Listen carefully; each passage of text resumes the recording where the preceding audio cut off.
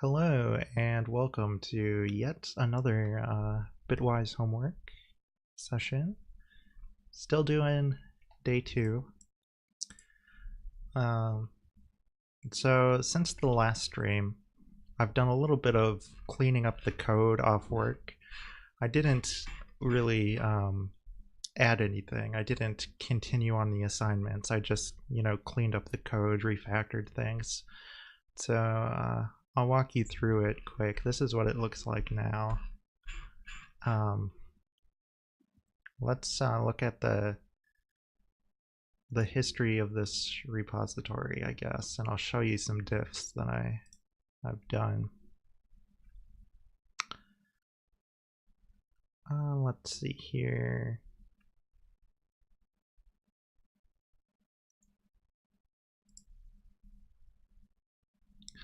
So I think this is the first commit I did, refactoring stuff. I took off the enum name and just made it an anonymous enum because Parent does this nice trick that I think we should do, where instead of having a symbol for every single token, we can start the tokens at 128, because if you look at an ASCII table, so man ASCII, you'll see that they go up to 127, right? So you can represent them with like a signed 8-bit integer, basically, and or 7 bits. So we start the enums counting from 128. So then you, instead of having the symbol be like typed as a symbol, so the issue with that is you can only have it be one of the valid values in the enum. But if you just have it be an integer instead, you can set it to be a value, like 0 to 127. So, if you want to represent a plus, you literally just store the character plus in the integer, right?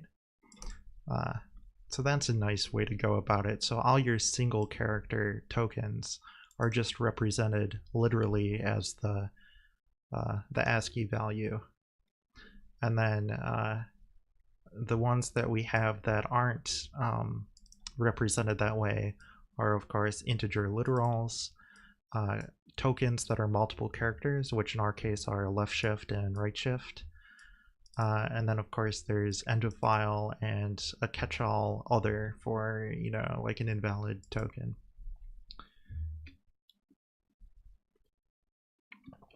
I also switched to calling them tokens instead of symbols. We picked up the name symbol from studying Nicholas Worth's code in the book Perry recommended, but we switched to the naming convention that Perry uses of calling them tokens.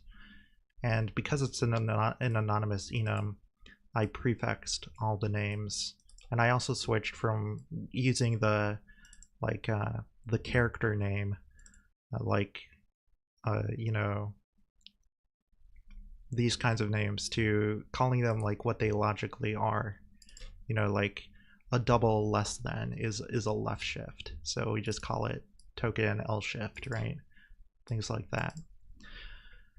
I also changed getSym to be called next token because, being in line with renaming these as tokens, we're calling this next token. This changes to match that accordingly. Here's one thing that I changed that's different from before. I got rid of, how before, and this is another thing we picked up from studying Nicholas Worth's code.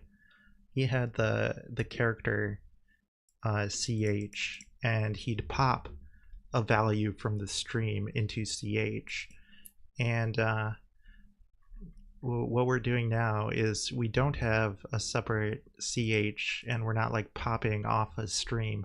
We just use the string the input string directly and refer to the first member in the string. And because we're doing it that way now, that simplifies things. Like we don't need, you know, this extra character around, but it changes the way we need to do lexing a tiny bit, because you know, like before we were looking ahead, like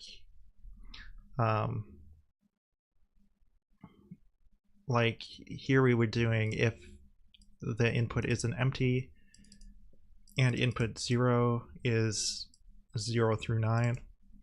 Now, because we're looking ahead in the stream, we need to change that to length greater than 1, and we check input 1 because like I say, the character isn't popped off the stream anymore. It's the first character in the stream. Because, you know, what was once CH is now input 0, right? So that just changes the indexing by 1. So that's a pretty simple change. What else here?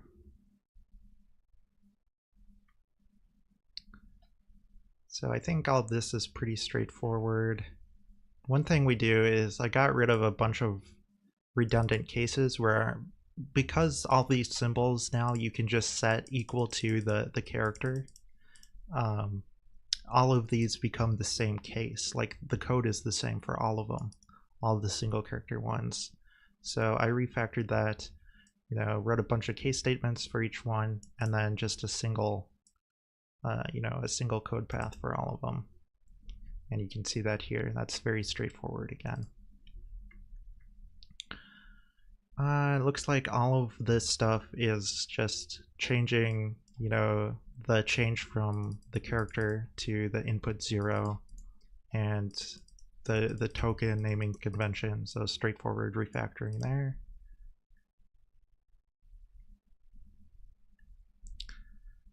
Same kind of stuff going on here. I changed the names of like test get sim to test next token.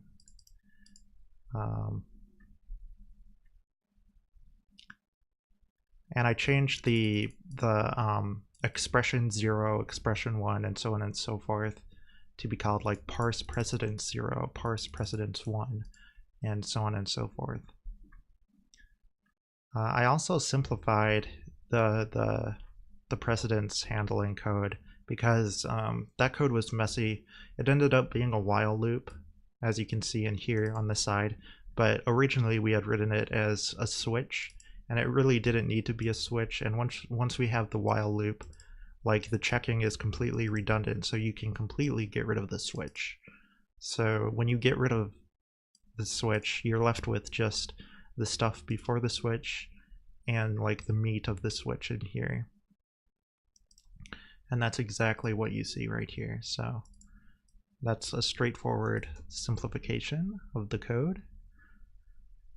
Same thing happened in the other ones, of course. So that's the first refactoring I did. And there's a few more. So I'm going to go through all of them with you guys so you are caught up to what the latest code base looks like.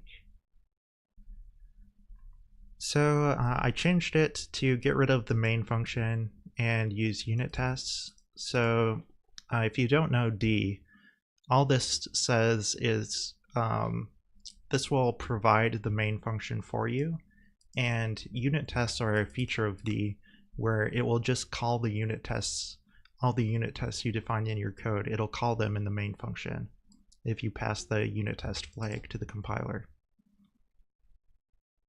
Which is exactly what we were doing anyway with manually having test functions, so might as well use the unit test feature, right?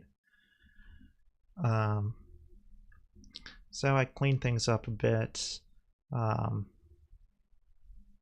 caught a bug where we needed to check in precedence 0 if the input is empty, return the val before you start like trying to do other stuff, because when you start to try to do other stuff, you're going to look ahead into the stream, and if it's empty, you're going to, you know, get a range violation, out of bounds. And so here you can see the unit tests. Again, I just, got rid of the testing functions and put them in unit test blocks. And this is how you do that in D, in case you're not familiar with the D programming language. You just say unit test and then provide it with a block statement. And that code will get run in the main function. And again, we got rid of the main function because our DMD is able to provide that for you. So yeah, that's all there is to that. Moving on.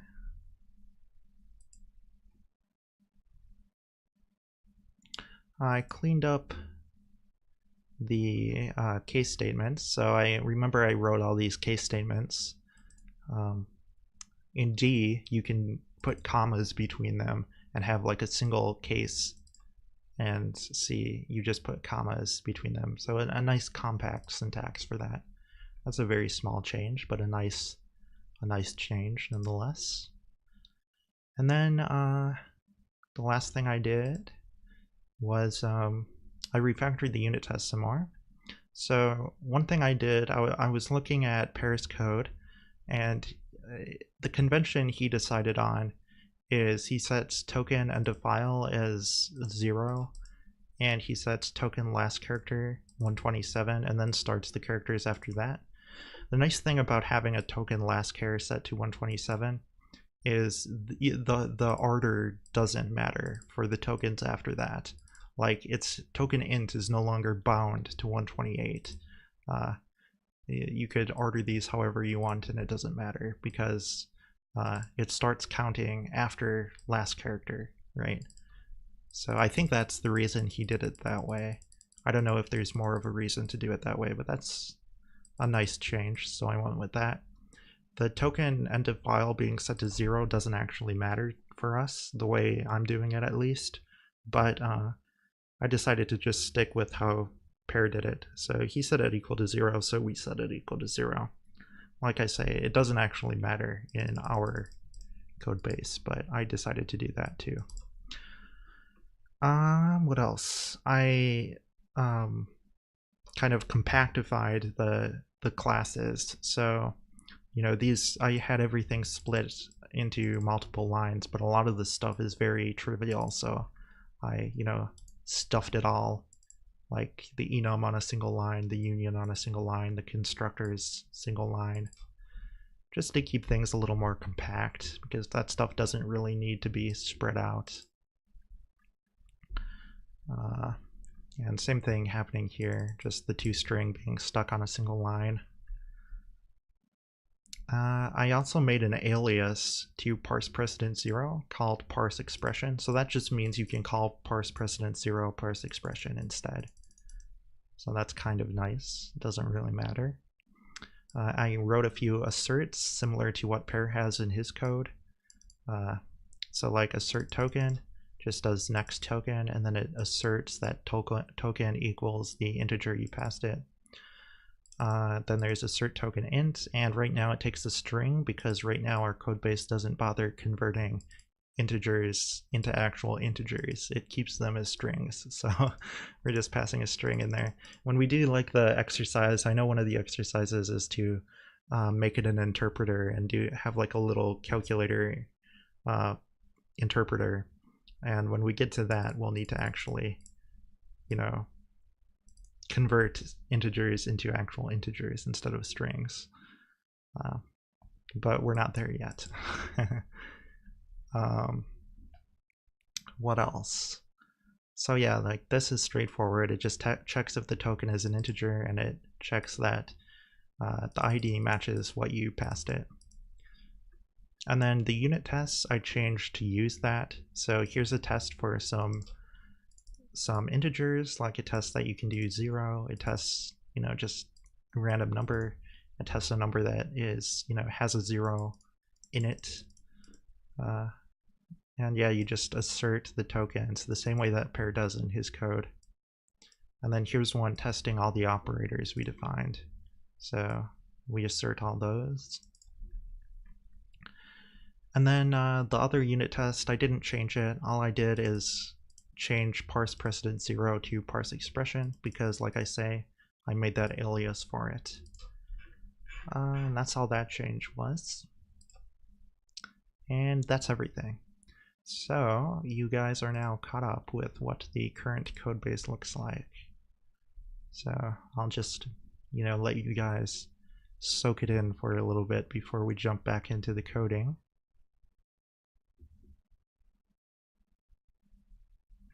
There you can see that nice case syntax for all those different cases.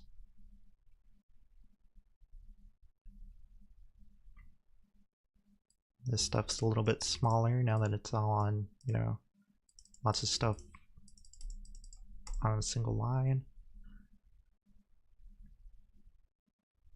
You can see the cleaner precedence parsing now that we got rid of those unnecessary switches.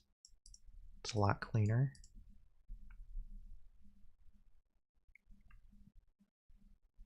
And you can really see the shared structure between precedence 0 and precedence 1. The only difference is I needed that check to make sure this isn't, to make sure that there's still stuff in the stream. And I suppose you could do that up here too. I haven't really thought about it, but if you did, they'd be the same function, other than the tokens they check.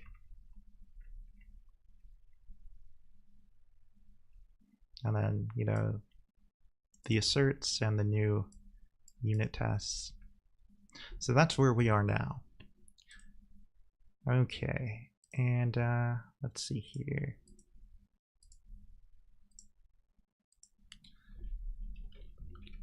So if we run the latest code, we see it still gives you the output we expect. So that it ran the 2 unit tests we defined. The first one doesn't print anything, it just does a bunch of asserts, and we didn't get an assertion failure, so that worked. And then the second one just prints out the parsed AST, and that's working. So the next thing we need to do is we need to implement the next precedence level. The last thing that we haven't done yet is to have unary minus and unary not, bitwise not. So looks like we already handle them in here. Of course, unary minus in the lexer is already handled because we needed binary minus. And like I say, we've already got the tilde in there to handle unary not. So we just need to implement the parsing for it in that case. So it needs to be higher precedence. So what we're actually going to do is we're going to rename this one to Parse Precedence 3.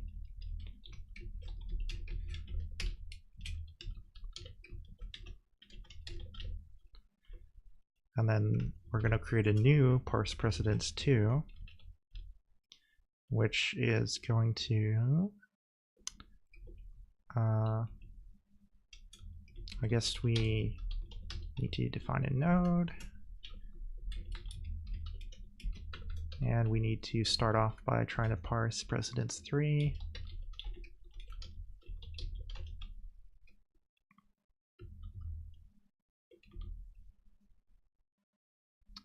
Now we need to handle the case where we get unary minus or unary not.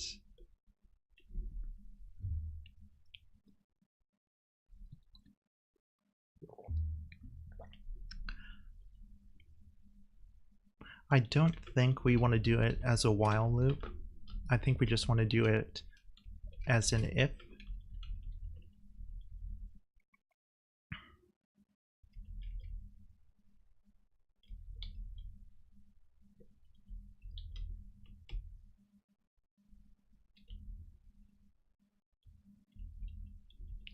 I think it's going to look something like this. If token equals minus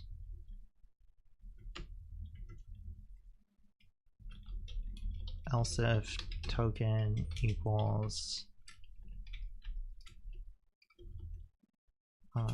tilde. Right, and those will handle the two cases that we have. And then at the end of it, we're going to return the value.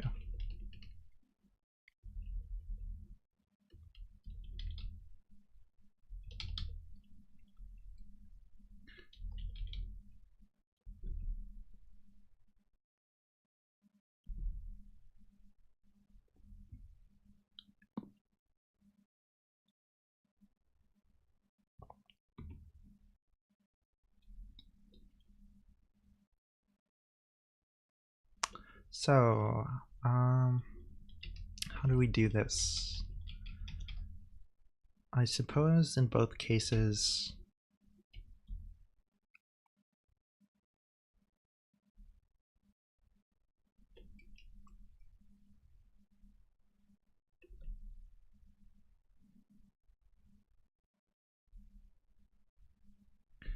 I think what we're going to want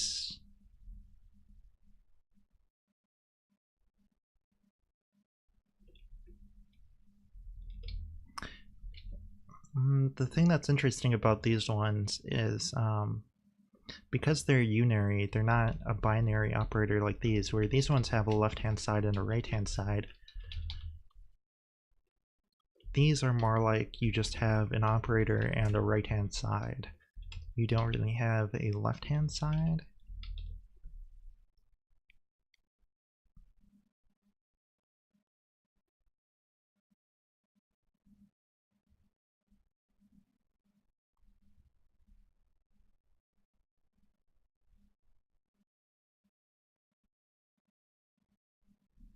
So I wonder if we should just like set left-hand side to be null.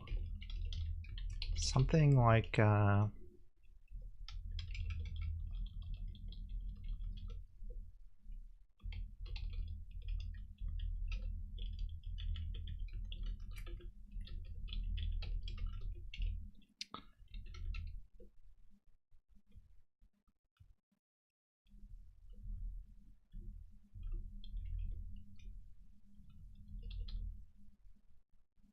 something like that, I think.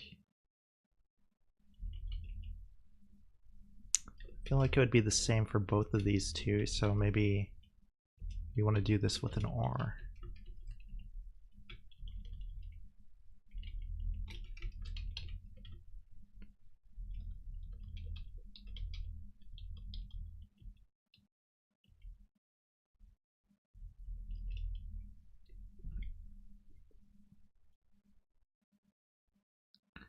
So that's my guess at how I think this should be done.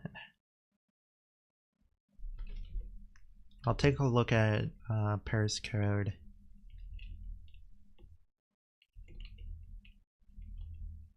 But we're gonna try it first. So we just need to test it in the parser like that.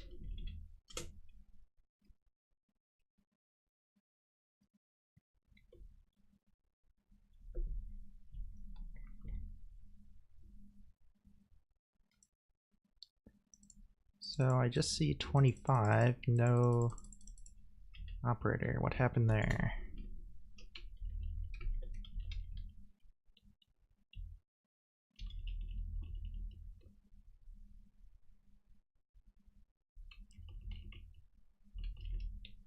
So we get to the point where we're doing this plus, right? That's going to be in Parse Precedence 0. It sets the op to plus. It sets the value, or the left-hand side, to 45 divided by 56. Or I guess 12 times 34 plus 45 divided by 56. And then it needs to get the right-hand side. So it's going to do Parse Precedence 1. It goes up here. It's going to do Parse Precedence 2. It goes up here. It's going to do Parse Precedence 3. It gets the next token, which is going to be a tilde. So that token is not token int. So so it will return parse precedence 0. So we drop back down to parse precedence 0. It does parse precedence 1, parse precedence 2,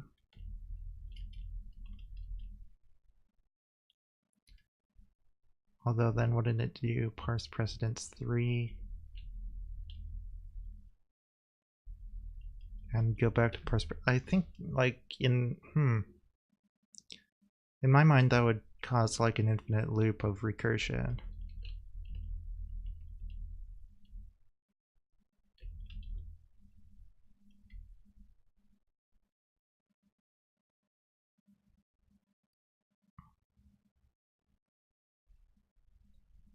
Like if we do parse precedence 3 here,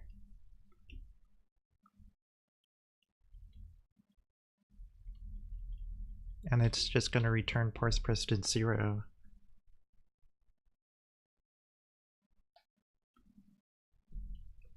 Then how are we ever going to get this to return and get down to here?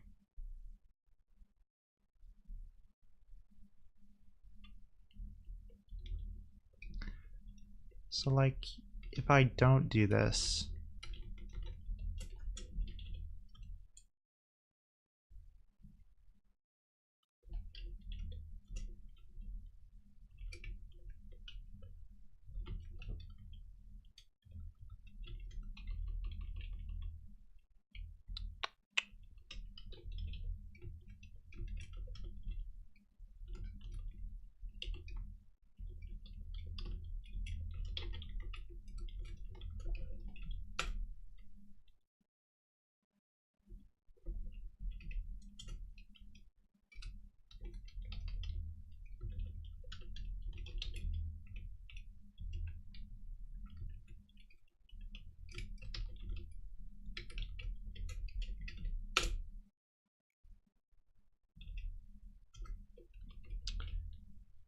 still null.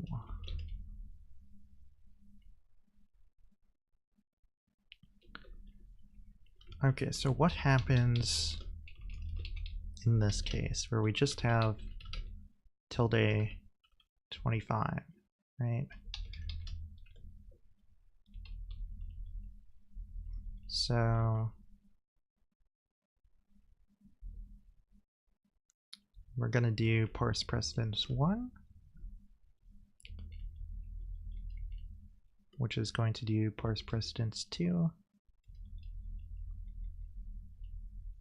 which is going to say token is tilde. So it creates a new node. It sets the operator to the ID, which should be the tilde. It sets the left-hand side to null. It sets the right-hand side to parse precedence 3. Or wait, we haven't done next token yet because we never got up to parse precedence 3.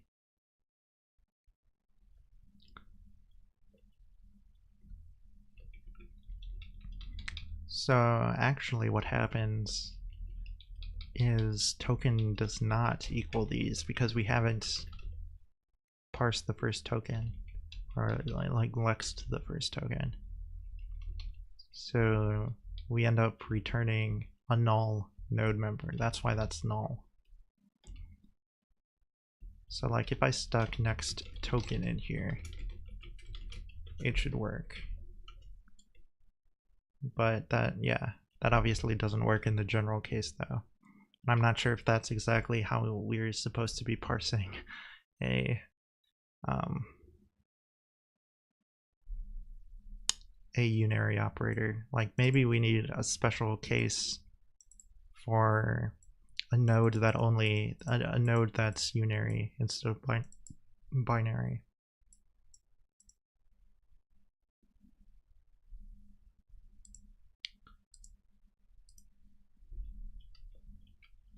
And like I say, I'm not totally sure how we would make this work in the general case. Like this works for this, but it's obviously not going to work for this.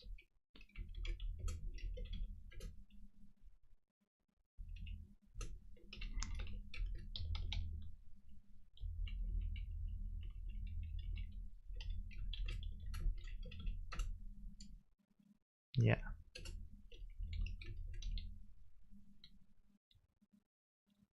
A big issue with it is that we're never doing Parse Precedence 3 this way.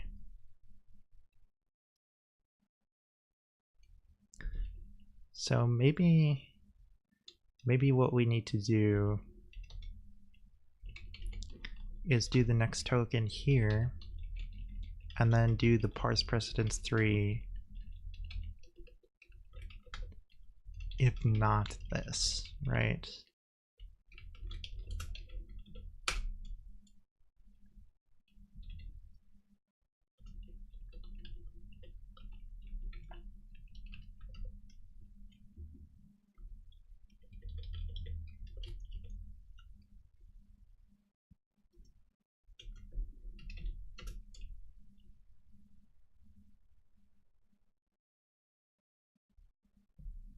Still not quite right.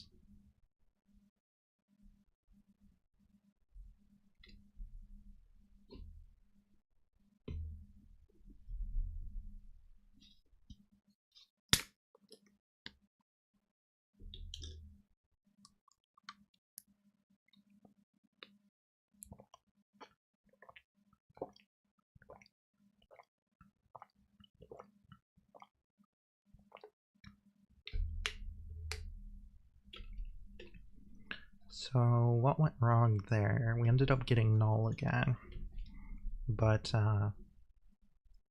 like this much of the parsing worked. It's just that instead of this being null, this is supposed to be parenthesis tilde null 25 end parenthesis, right?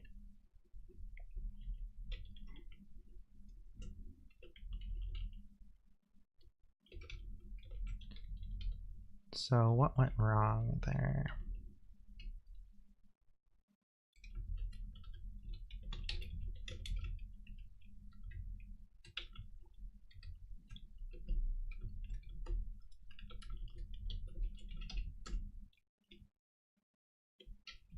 Okay, so let's think about the simple case again, where we just have tilde 25. So if we're doing not 25, we parse precedence 1, parse precedence 2. Oh, yeah. This is saying if token is one of these, but we need to do the next token before the check. That's kind of annoying. Because we don't want to do the next token in the case that this isn't true, right? Because Parse Precedence 3 is going to skip over a token then if we do that.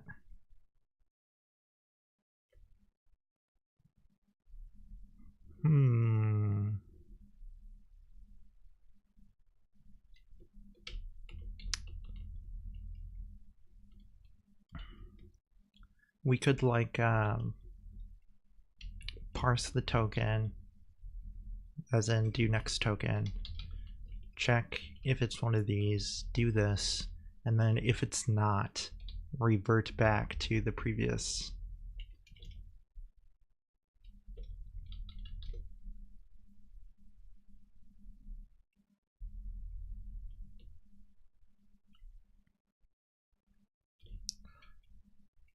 Like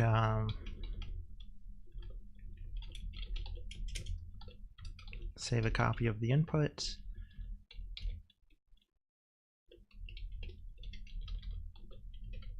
next token, input equals temp.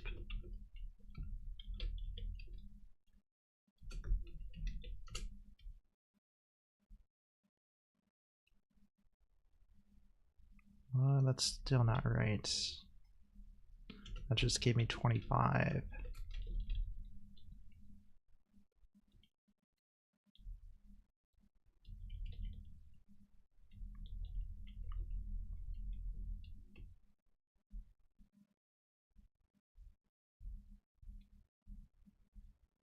Oh, we need to return.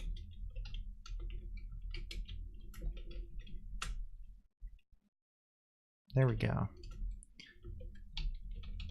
So that's probably not the best way to do this, but I think technically it works. Yeah, so that technically works. It's very ugly. We're parsing, we're still treating it as if this is a binary operator where the left hand side is just null, instead of having like a special case to handle a unary operator.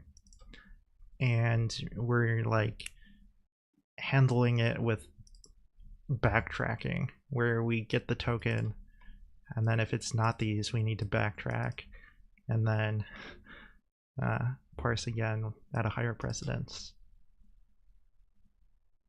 But technically it works. I'd say if we want to be in line with how Pear like told us to do it, like he wants the yes expression to not have this null. So technically we should have like a special case for if it's a binary operator, or I mean a unary.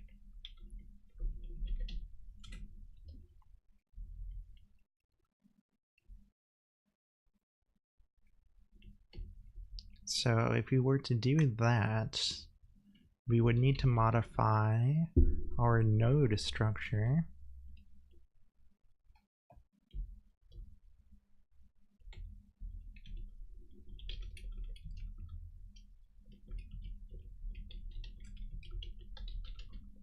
Sort of like this. We'd have binary or unary.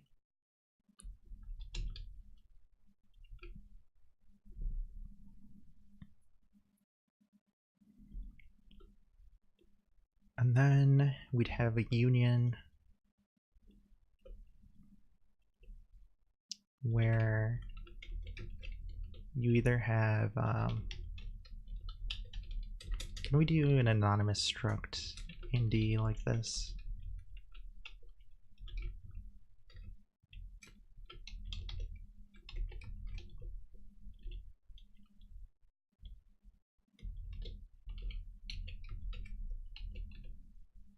Something like this, where you either have a left-hand side and a right-hand side, or you just have a right-hand side.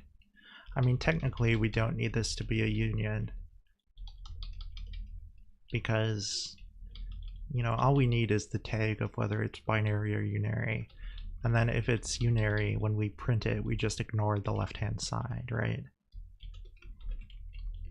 The union is not necessary. Maybe it would be necessary in a more full-blown parser, but in our case, we don't actually need. Oops, I deleted the wrong thing. In our case, we don't actually need a union. We just need a tag. So node will now have a type in addition to having an operator, a left-hand side, and a right-hand side. And the type of the node will tell us if it's binary or unary. So then when we print, we'll say type equals binary, question mark.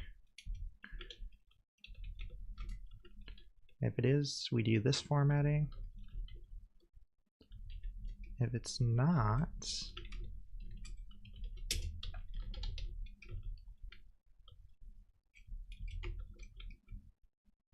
we do this formatting.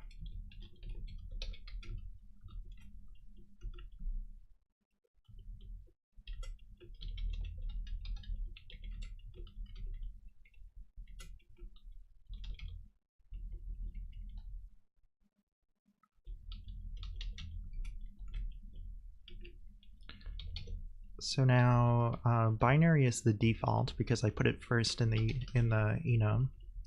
So we're just gonna say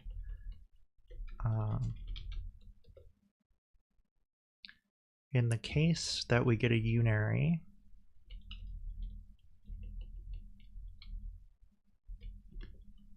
node.type equals node.unary.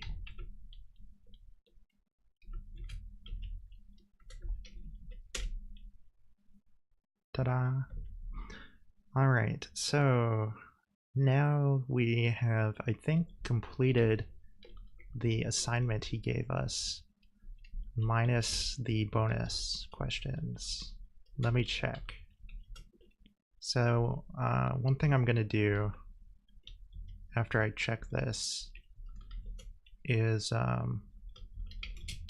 compare with his code and see if there's a cleaner way to do this than how I implemented it.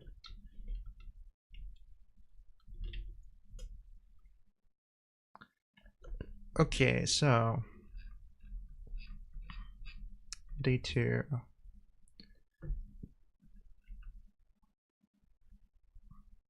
Homework, read the book there. Implement an expression parser for a simple arithmetic language. Parse an infix expression composed of integer literals and the following operators, highest to lowest precedence. We are doing all of that, I believe. Output an S expression that corresponds to the parse tree.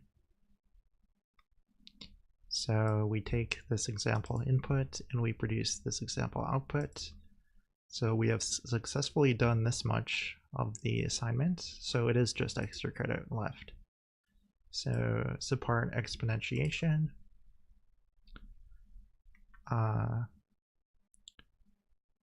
Parenthesized expressions for explicit grouping. And then while still using recursive descent, factor out the repetitive structure so that the parsing for our operation for operators is driven by table information for what operators exist and their precedence and associativity. How about you use this to implement a language that supports user-defined operator symbols with user-defined precedence and associativity. And so he's not asking us in the extra credit to implement support for custom user-defined symbols. He's just asking us how we would extend it to do that. And this, of course, it's pretty clear what he's suggesting. We see that the parsing functions are extremely similar. Like parse precedence 0 and parse precedence 1 are basically the exact same function. It's just different like tokens. So it's pretty clear to me how you could create a generic thing that takes in the tokens. And if you do that, it's table driven in the sense that it takes the tokens that you're parsing and then it just has that predefined structure and it parses the tokens that you pass it. But then if you add support in your table, whatever your table structure ends up looking like for precedence and associativity, basically what that's saying is the different code structures for different, well, I mean, precedence is what we just talked about, that, you know, you could specify what precedence it's supposed to be and what the symbol, like what the different tokens are at that precedence level. And then it just goes through this predefined structure. But then also there are different kinds of structures, and we see that a little bit in our code too, like the structure of the precedence level where we're doing unary minus negation and unary not, the binary not operator. That has a different structure than the precedence levels below it, for example, and the highest level precedence has a different structure too. And I think that kind of gets into like specifying the associativity in your table, so it would know which kind of structure the code needs to take for those. So I don't know if I'm being very clear, but I can kind of see in my mind how you do this already. But once you have that, it's just a matter of making the table dynamic, right? Like if you allow the user to append entries to the table, then they can add support for new operators in the language. That's all you would need to do this right here.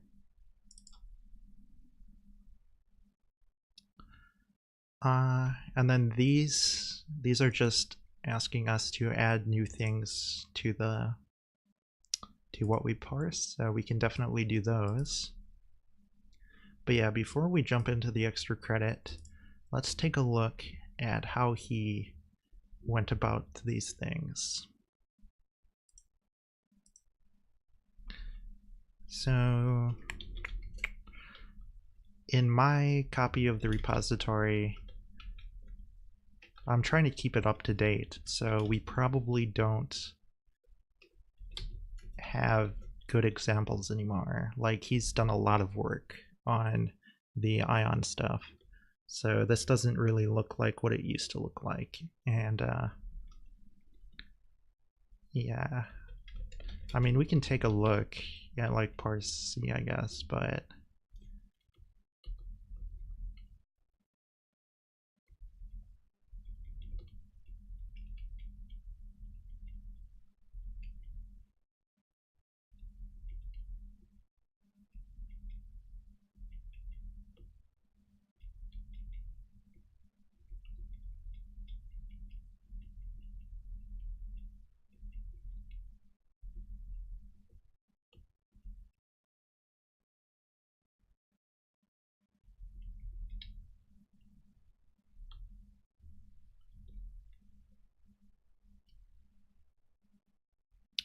okay, so yeah, he's doing a similar thing for unary operators. He checks if it is a unary operator. It's not in a loop, it's just if it's a unary operator. He does have a thing to specify the kind. So this, I take it, is setting it to be unary in the node structure. And then next token is advancing the token, and then he parses the unary operator.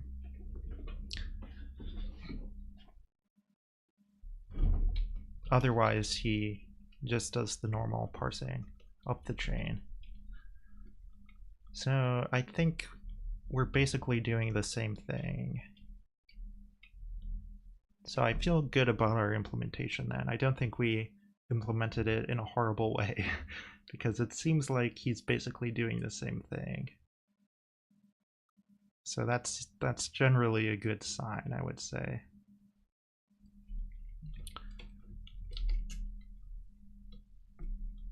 So I guess we should go on to doing the extra credits.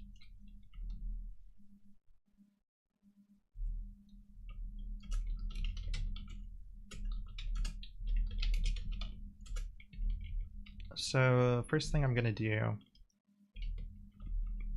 is I'm not going to have exponentiation be this. I'm going to have it be this because that's what do uses. That's what I'm used to. So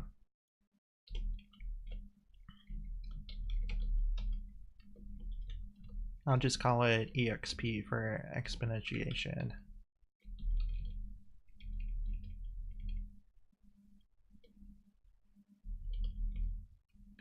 So if we have an exp token, let's see here, we need to support that in the parser. So case, we're gonna need to break the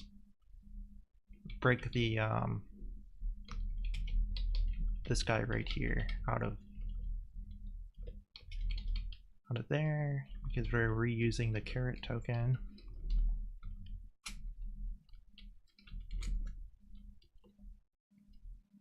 So we're going to do this.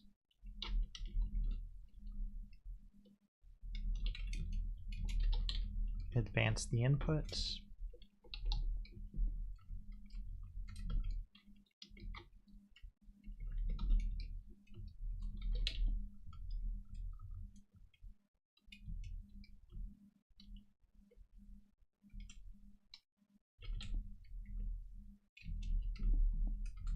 So this is going to be a little bit different than how we handle less than and greater than, because in this case, it is a valid case to have the next character not match. So in the case that it does match, that means we got the exponent operator. So we're going to say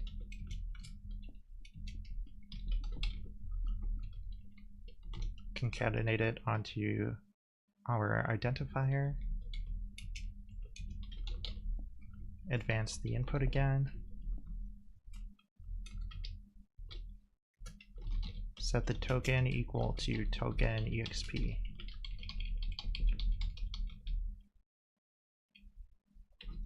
And break. Otherwise, we got the exclusive OR, so we're gonna do just token equals input 0. All right, that needs to be done before we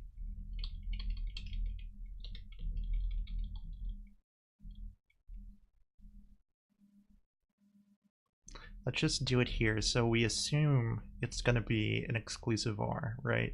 But then if it's not an exclusive OR, we overwrite token to be the proper thing. I think that's a clean way to handle that. So that should be good, I believe. Let's add a test for it.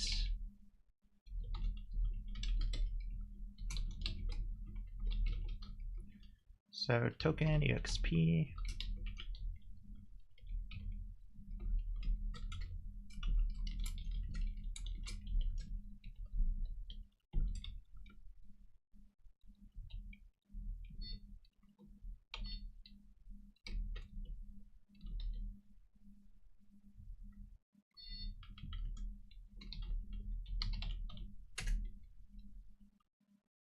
So yeah, looking good.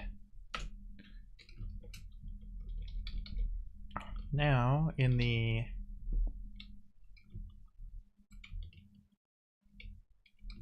parser, I'll add a check for this.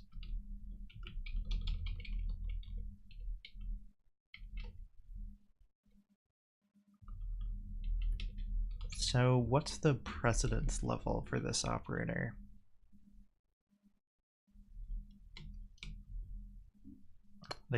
He doesn't explicitly say what we should make the precedence. I suppose we could technically make it whatever we want. So I'm wondering, should it be higher precedence than the not? Like, let's go with our typical rule of thumb. What would D do, as Croifa so elegantly put it before? What would D do? What is the precedence table for D?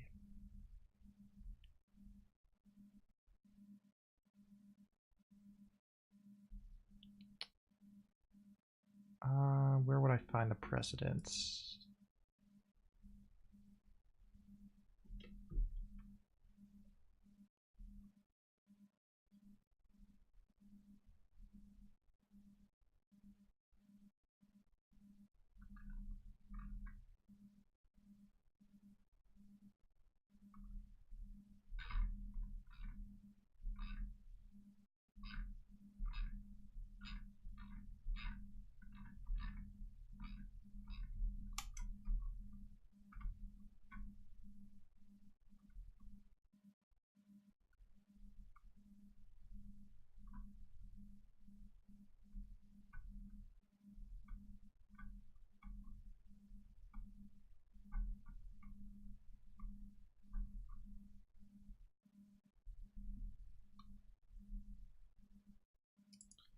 maybe under grammar.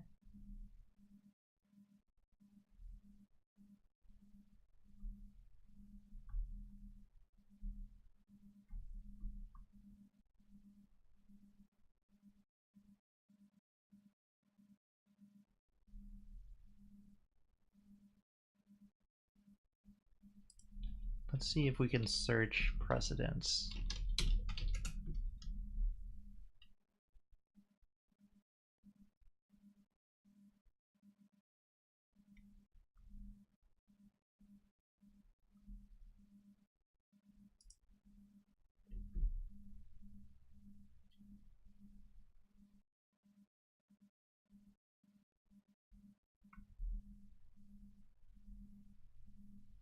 I feel like they maybe don't have a nice table just showing the precedence.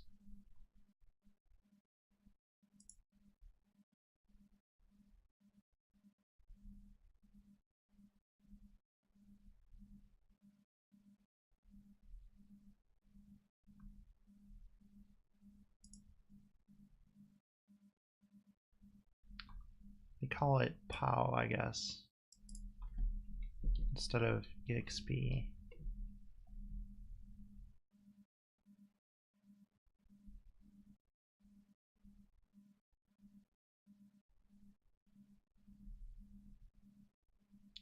Yeah, that's not clear where it sits in the precedence table. I think there might be a table in the Programming in D book. Let me see here. Order of evaluation.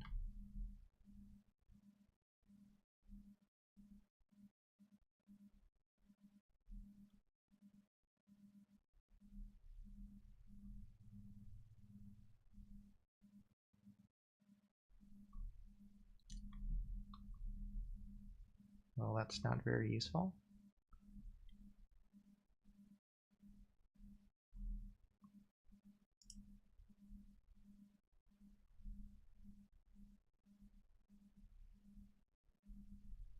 Okay, here we go.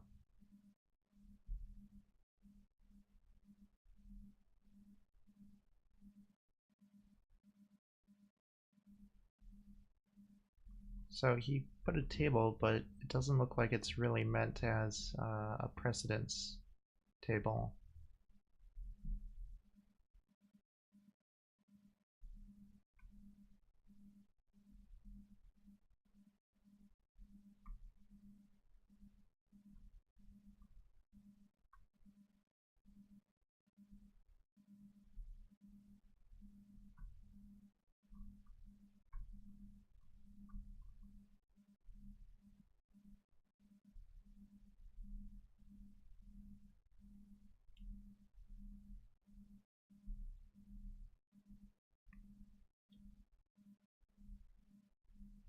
Let's just write a simple test.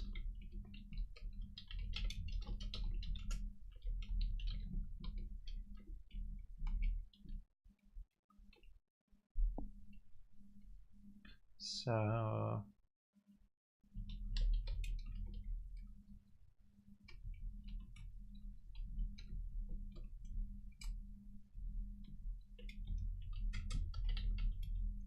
let's see if this is equal to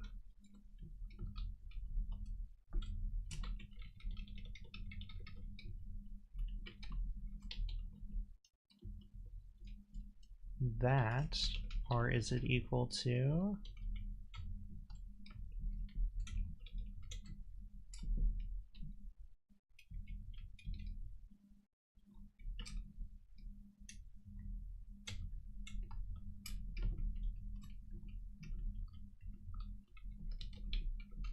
that.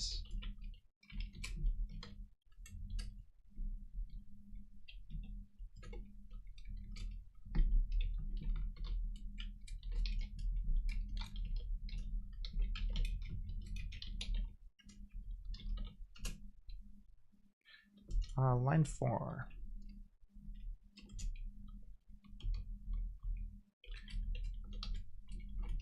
So that is saying, yeah, it has this precedence. So it has higher precedence than unary not. That's good to know. So in that case, we should expect, or we should, you know, program it so that this takes precedence over this.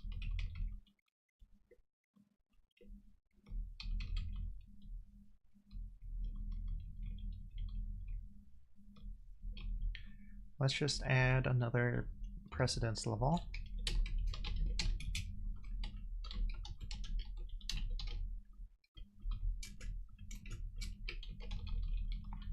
Change this one to precedence 4. I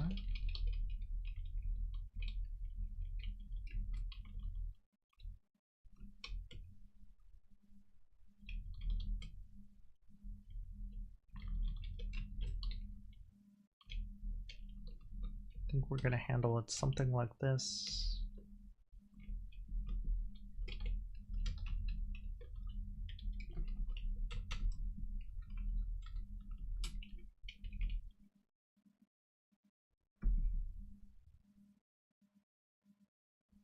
I don't know if we want to be able to chain them like that though. Alright, let's see. We call it token exp.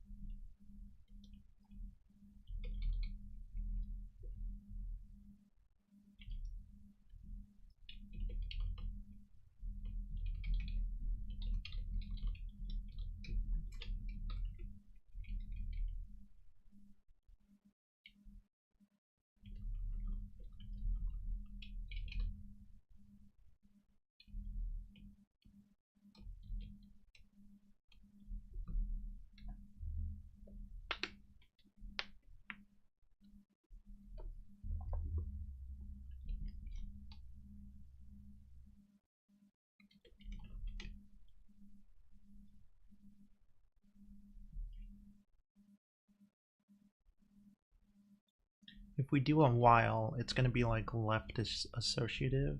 I think if we do it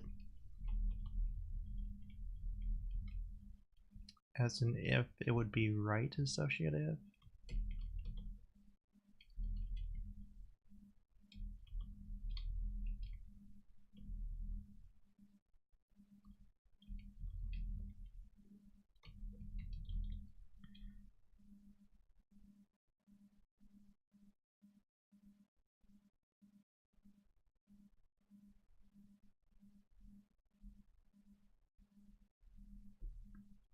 Yeah, by having it be an if, it's right associative. Like that's how the unary ones work.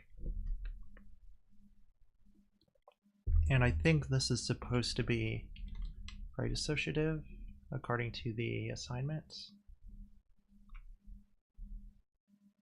Yes, it's supposed to be a right associative binary operator.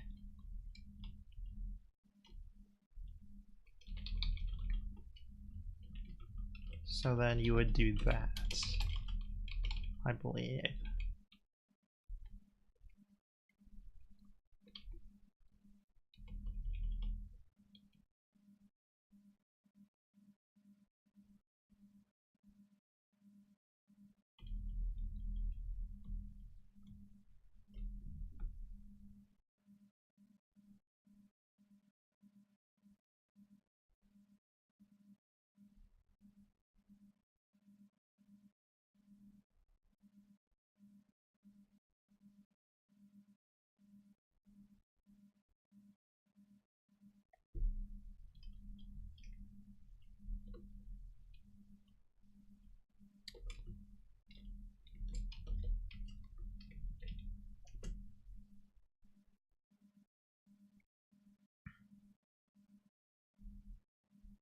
So yeah, it looks like that's working good.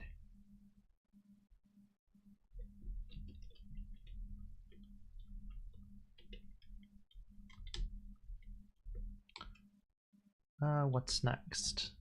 I believe we have done this. Now we need to support parenthesized expressions for explicit grouping.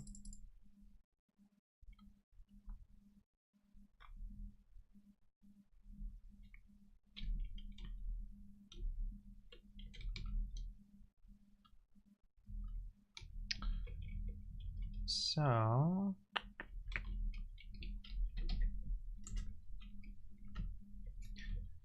now I don't know how you would figure this out, but I've seen from, seeing Parse code, I know that the way you do this is you put it at the same precedence level as literals, as in the highest precedence level.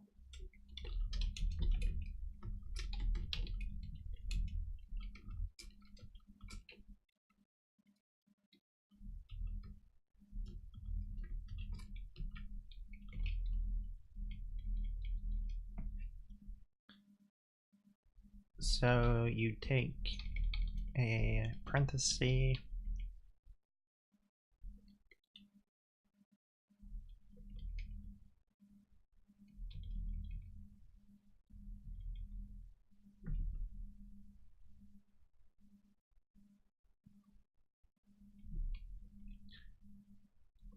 and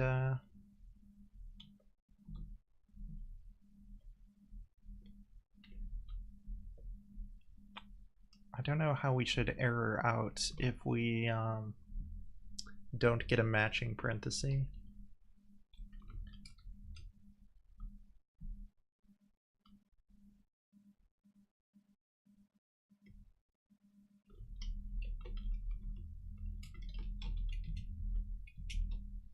I'll just do it as an assert for now.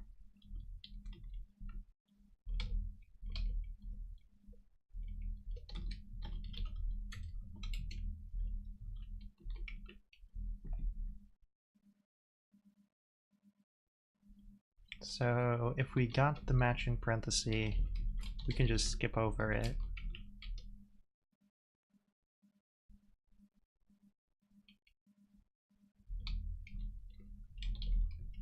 And if we got a leading parenthesis, we can skip over that.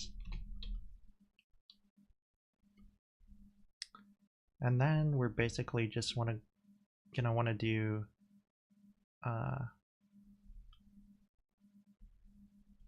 parse precedence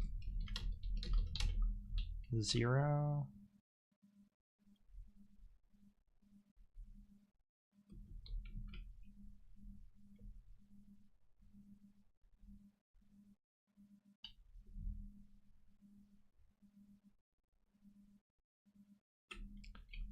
So it's going to be something like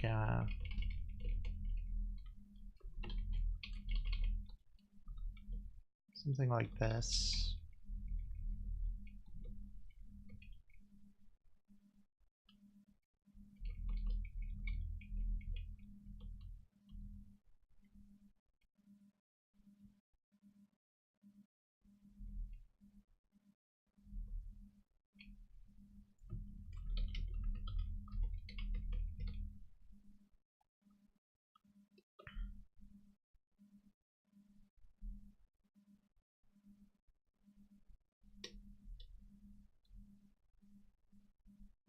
Or, not exactly, because this is a case where we don't really have an operator.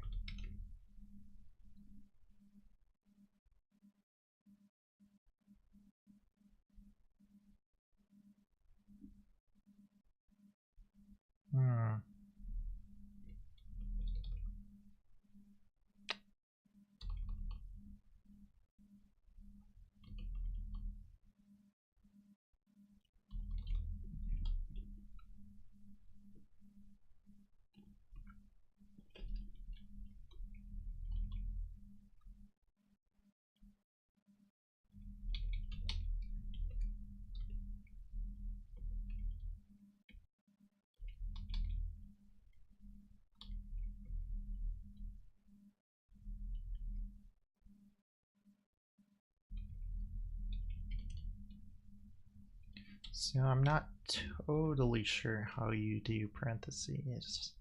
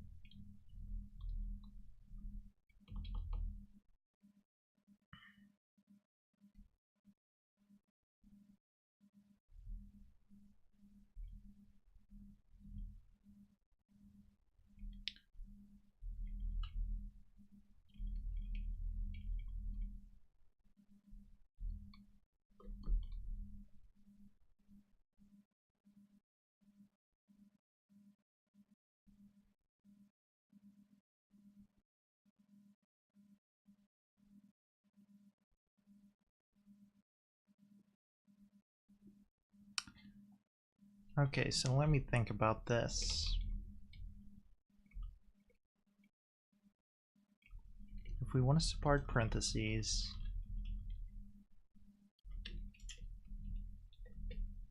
I'm gonna like draw this out.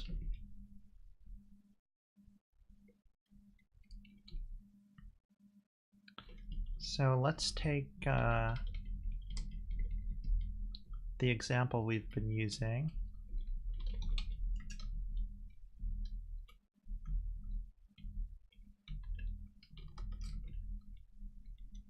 Twelve times 34.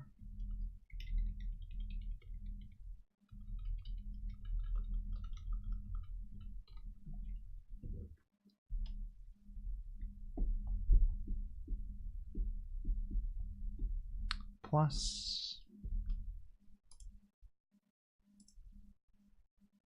45 divided by 56.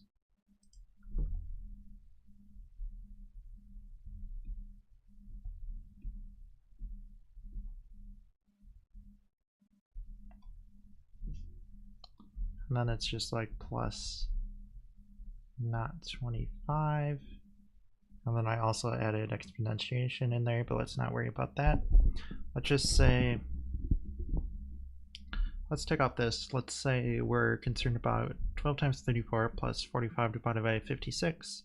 So normally that's going to parse to plus multiplication 12, 34, and then division 45, 56. Right, that's how we will normally parse, but now we're going to say we want to do 12 times 34 plus 45 divided by 56, but we're going to stick some parentheses in there. So now what happens is we want to parse it like this. It should become multiplication 12, and then or sorry, that should doesn't need a parenthesis there.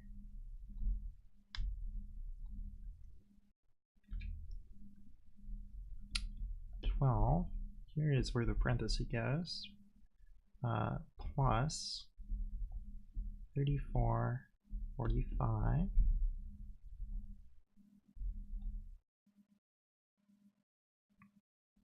and then 56 out here.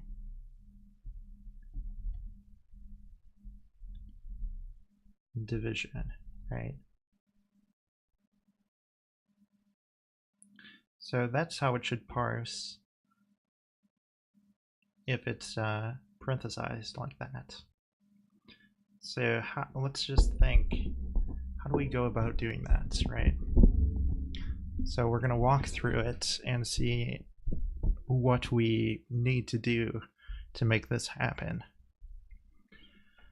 So first thing we need to do, we parse a 12, right? So we get a 12. And then we get a multiplication. So we're going to do multiplication. So we're constructing a node. It's got times 12. And then we hit parenthesis. So now we need to parse a expression.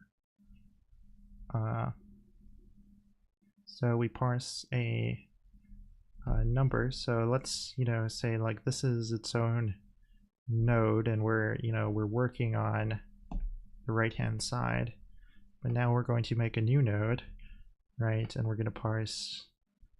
We get a literal 34. We get an operator plus. We get a 45. So that goes on the right hand side.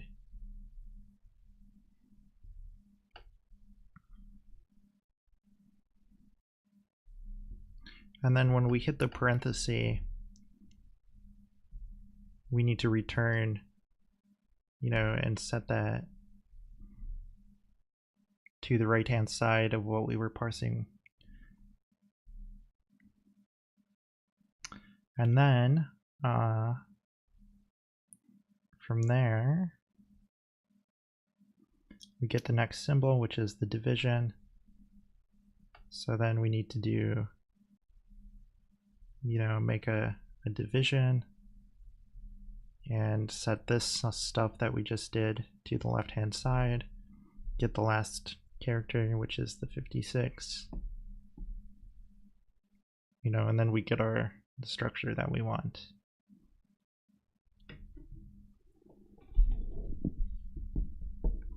So I think actually what we need to do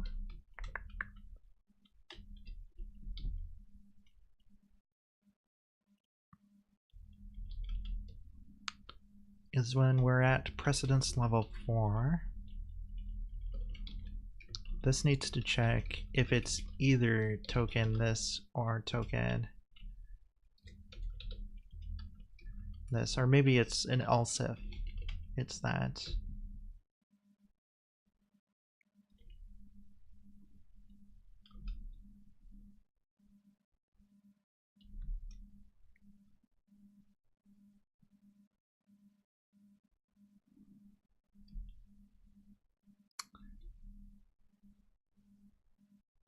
Because parse precedence 0 needs to know what it does when it hits the closing parenthesis.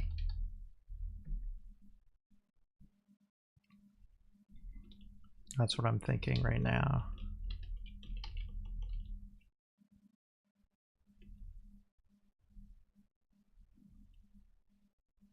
So let me just walk through what happens here. So we're going to get to, like, we're doing 12 times 34 plus 45 divided by 56, where 34 plus 45 is in parentheses.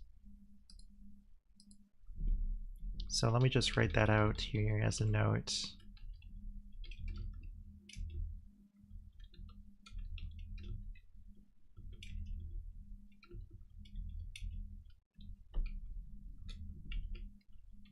So we're doing that.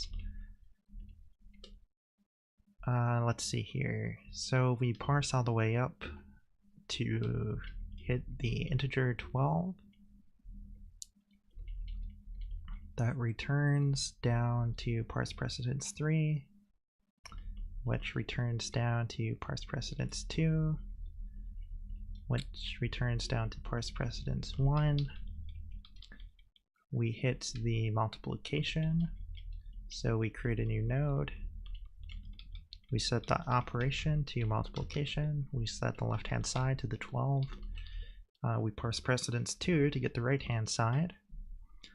So now when we go off the chain, parse precedence 2 calls next token, or I mean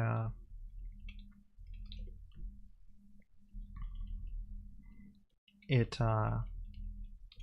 tries next token, but it doesn't hit the unary, so it reverts and does parse precedence 3. Parse precedence 3 is going to do parse precedence 4. It doesn't see a token int, it sees a token left parenthesis. So it's going to get the next token. Oh, maybe we don't want to get next token.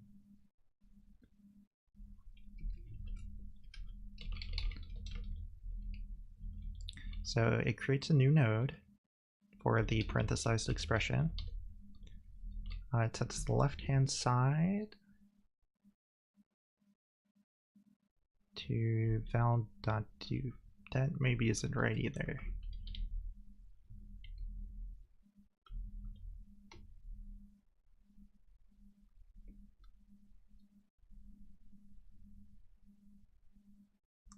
So let me think about this.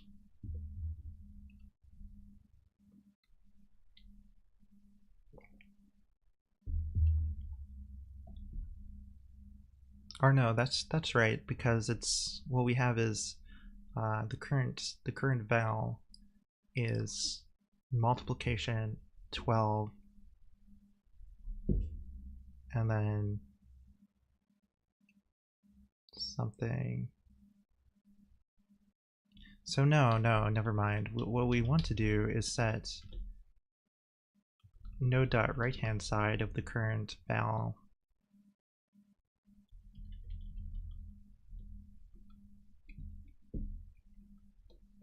Or maybe we don't want to create a new node here. We want to create just a new node member and return it.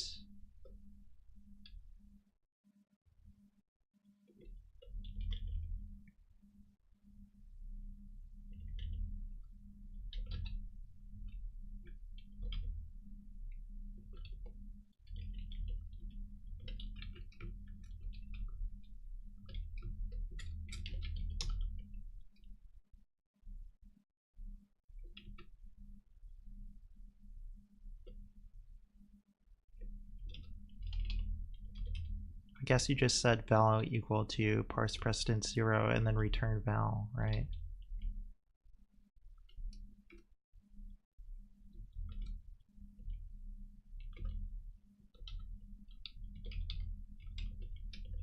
So we're saying if we hit this token, do parse precedence 0, which is going to walk all the way up the stack, do the next token right here. It's going to see the 34. So it creates a new node member, does the next token, returns the value.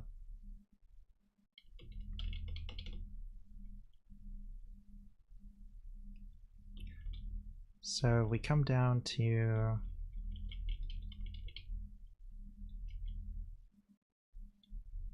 parse precedence 0, where we hit plus. So we create a new node for the plus. We set the op equal to the plus. We set the left-hand side equal to val.dupe, which right now is just the 34 that we allocated. Right-hand side equals parse precedence 1. So we walk up the chain again until we hit parse precedence 4. We get a token int. So we return that all the way down.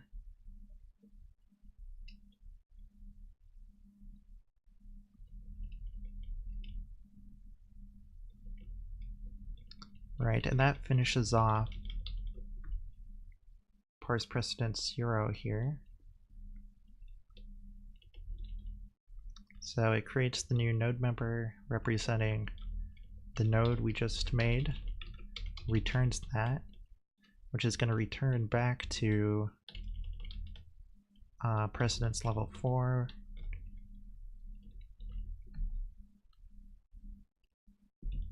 So we're setting val equal to that.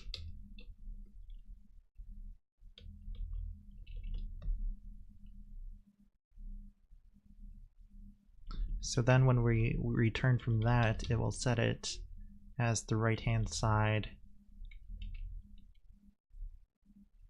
in the multiplication in precedence level 1.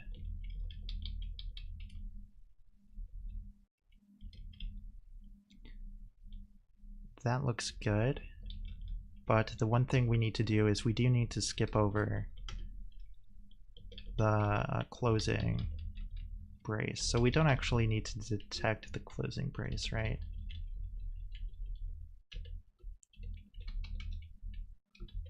But we do want to assert, like we want to make sure that we matched the closing brace.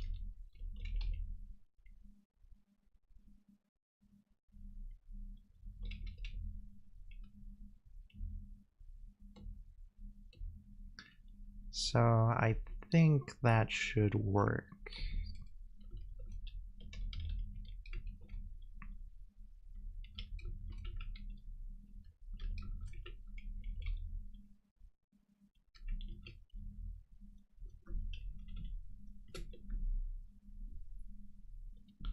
130, undefined identifier.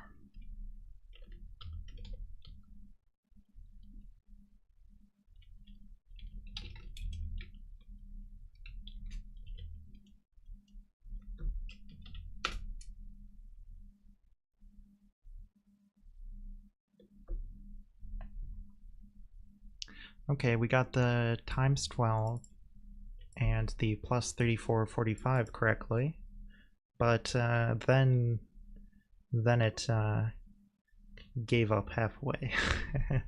It got tired and quit.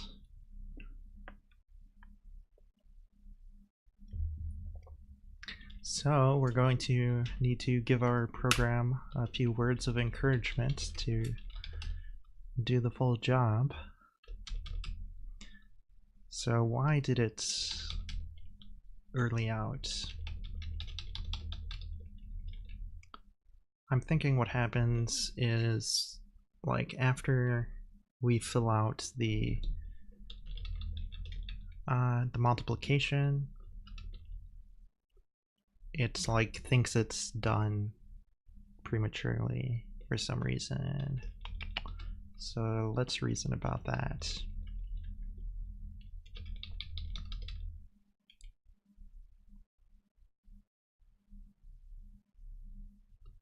So we have times 12, and then we parse the expression 34 plus 56, and that sets val equals new node member. That's going to return down to precedence 0, and then it's going to say wall token is any of these. And the problem, I guess, is that the token now is not one of these. It's actually a higher precedence level. It's a division.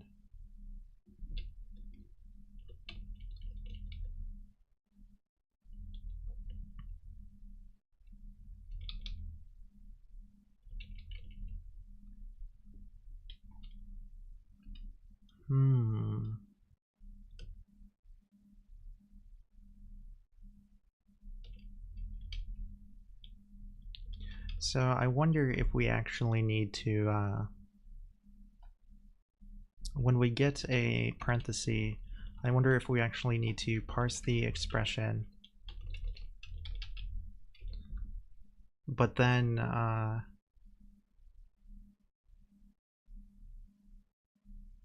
like parse the next expression after it.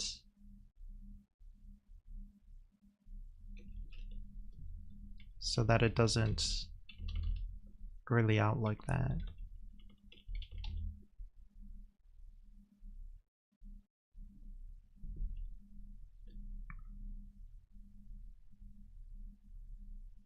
So I think what we actually need to do is say like node equals new node,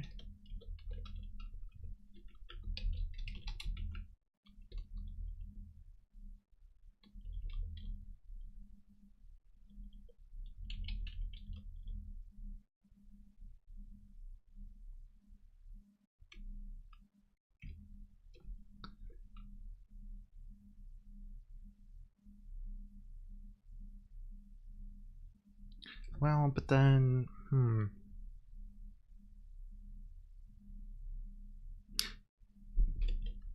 yeah, like after we do this next token, we need to say like node.op equals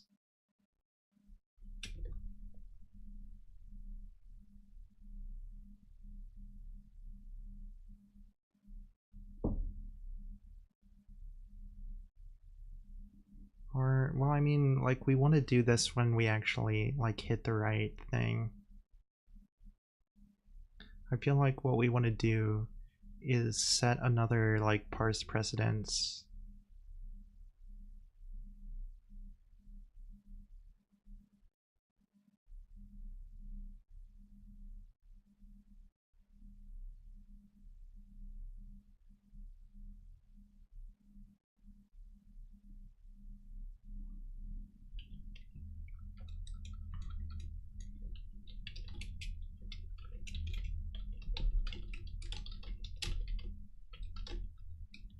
something like this, where we say right hand side equals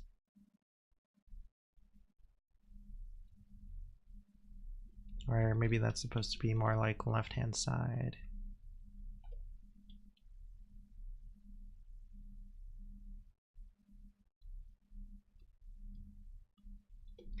Man, I really don't know how do we get it to do this properly?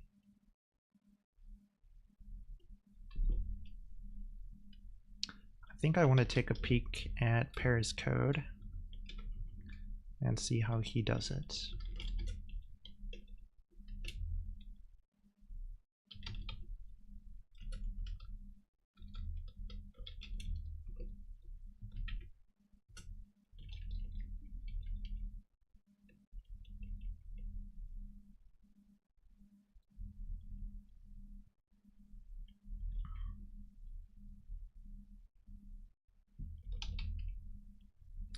So, he just says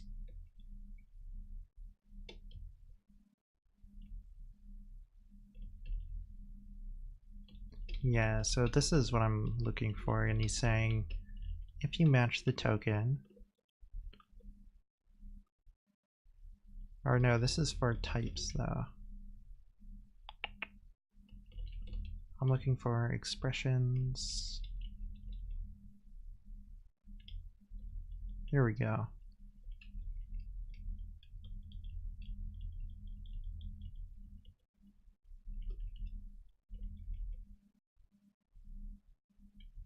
Yeah, so here's where you parse. He matches the parenthesis. This is for his type specifier thing, but this is the case we're looking at. So he does expression equals parse expression. He expects the token and then he returns the expression.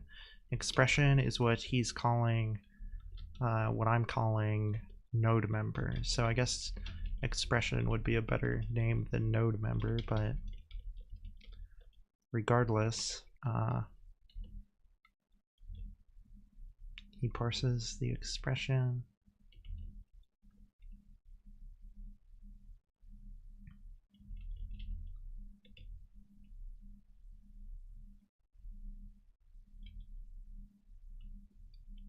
So yeah, if he's just parsing it, like how is that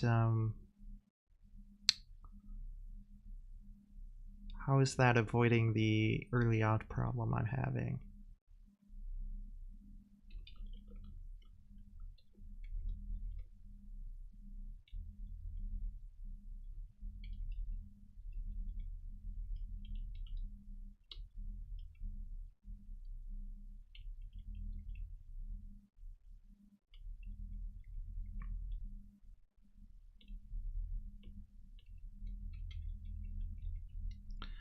Parse expression is parse expression ternary,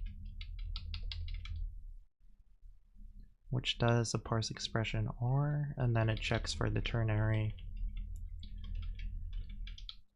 So parse expression or does a parse expression and.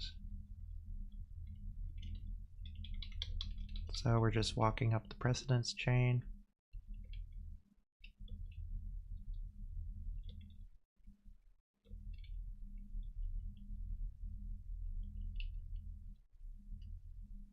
Here we're handling all the comparison operators.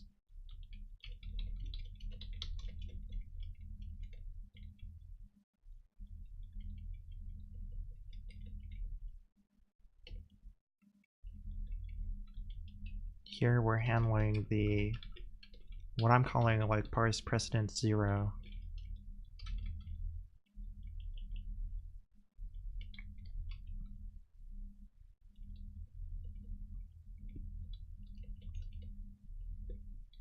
This is his parse precedence 1.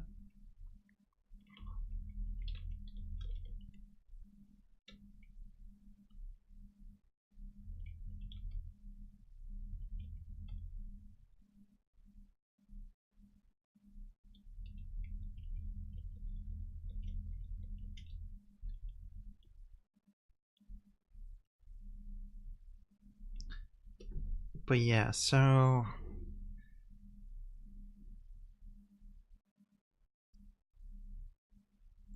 if he has 12 times, let's see where we stand on that. Like, here's where it's gonna handle the 12.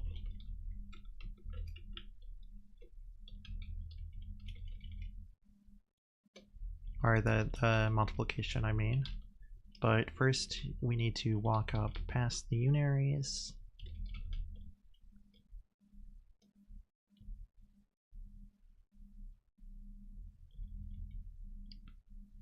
All the way up to parse expression base,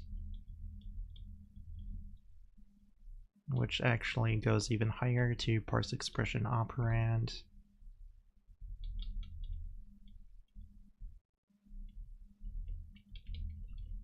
Which is where we hit the integer. So we get the integer. So 12 gets the next token.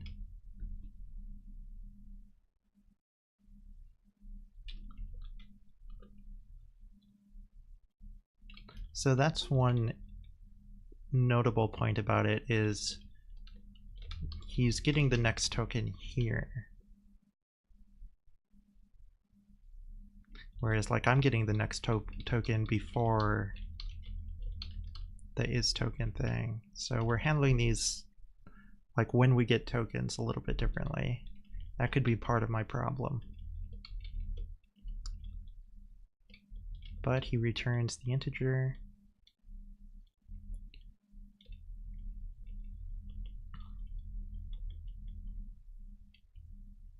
And so we're going to go all the way down.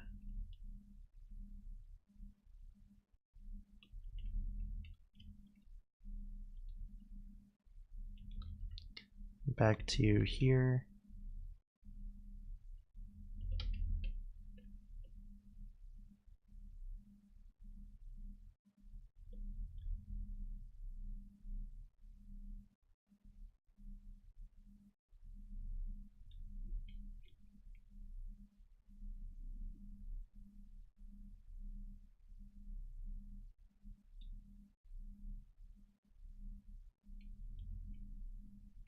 It hits the ismul op, and then this parse expression unary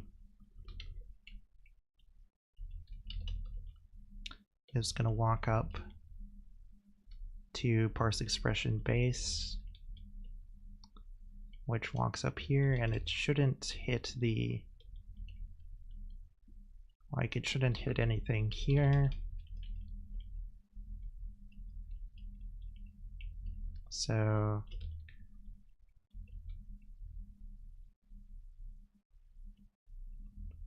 this is actually happening in a while loop. That's maybe one of the key things that I'm doing differently. So he says while we have a grouping type thing, if it's the parenthesis,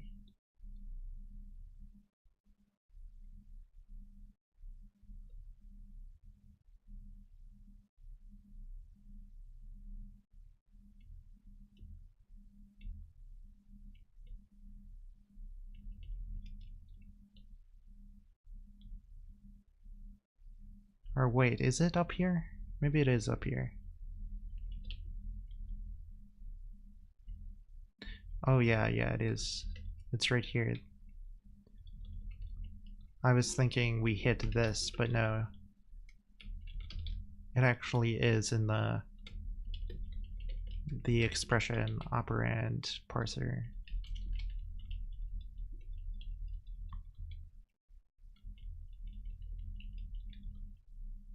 So it hits this right here. And then it takes this branch. So we're going to parse expression again.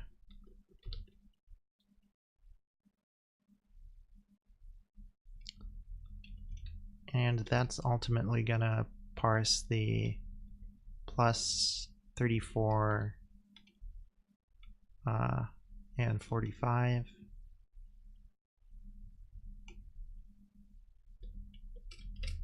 and then we expect the token, just like I'm doing. We return the expression.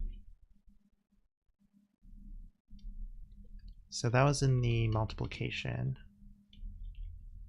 So we drop back down to here. Expression equals multiplication, expression, which is going to be the 12, and then parse the result of parsing this, which is going to be the plus 34, 45. It returns the expression. Or wait, this is supposed to be in a while loop, right? So it should see the division because it's looping. Yeah, am I not looping that? I should be looping that.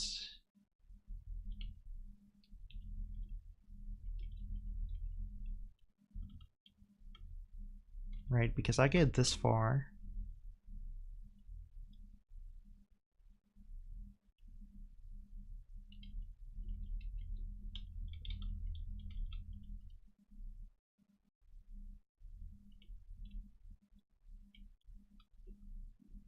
So I'm setting val equal to new node member.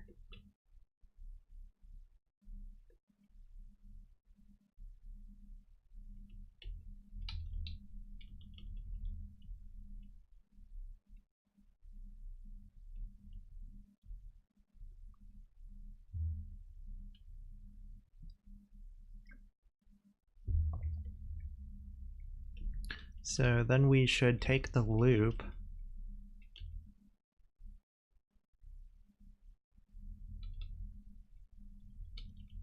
because the next token should be the division. Create a new node. Yeah, I mean, that should work. So what went wrong then?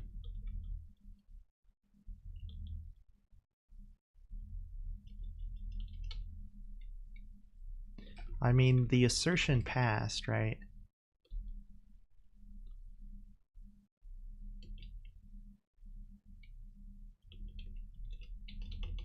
So when we do next token, that should give us the division.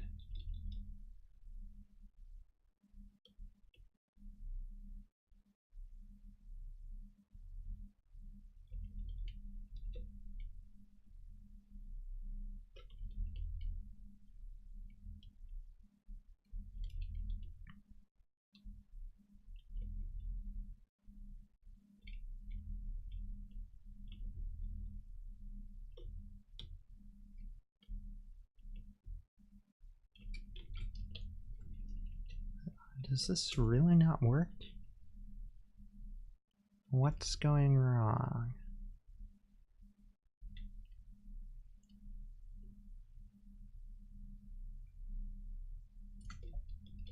So we're going to do a little printf debugging here.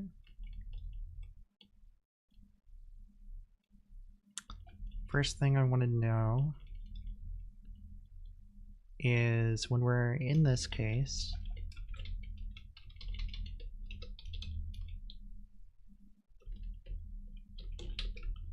tell me what the next token is.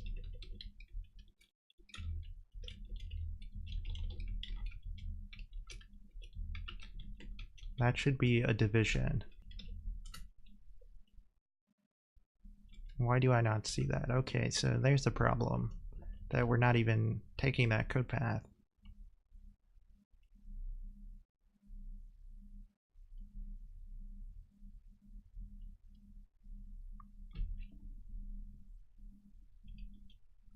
We take this code path, right?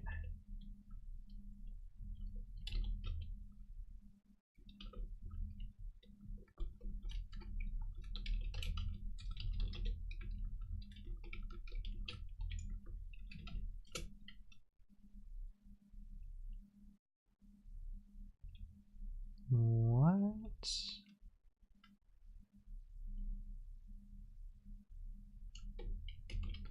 What is going on?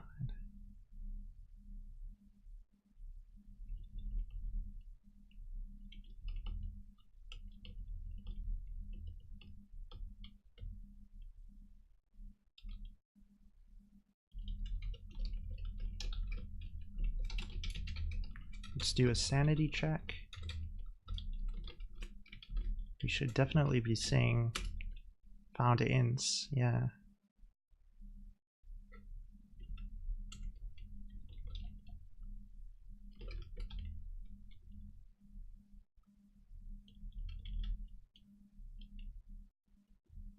Oh wait, we never lex it, do we?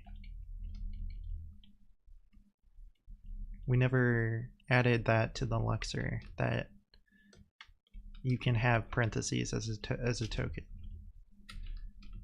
That would help.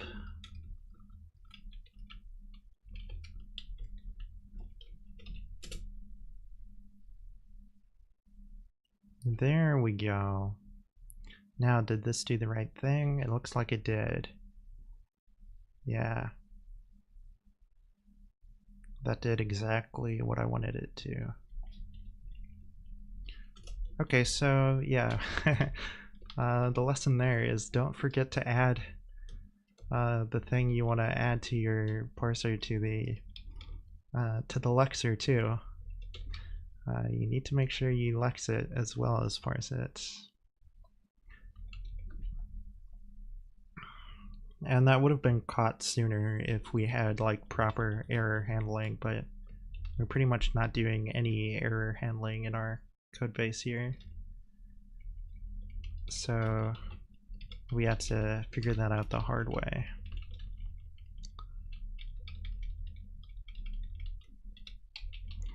But yeah, I'd say we have working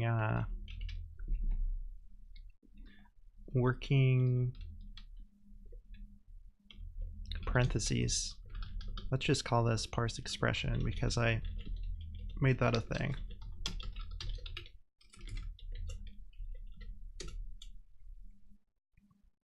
Alright, so next up, we've done the first two extra credits.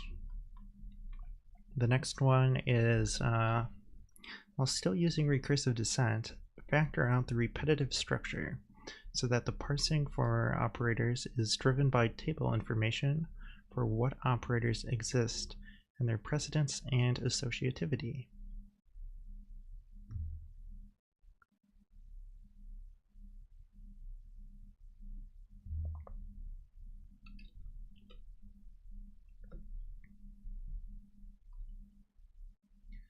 So I remember in the book, yeah, I never read this, but there is table-driven top-down parsing is in the book. So we don't care about bottom-up parsing, but we might as well read over the stuff about table-driven parsing, because that's basically what he's asking in the extra credit is driving it with a table. But like I say, I feel like I have a rough idea of what we want to be doing there anyway. But I'm just going to skim over this. I'm not going to read it all here for you guys, but I'm just going to silently skim over some of this for a second here.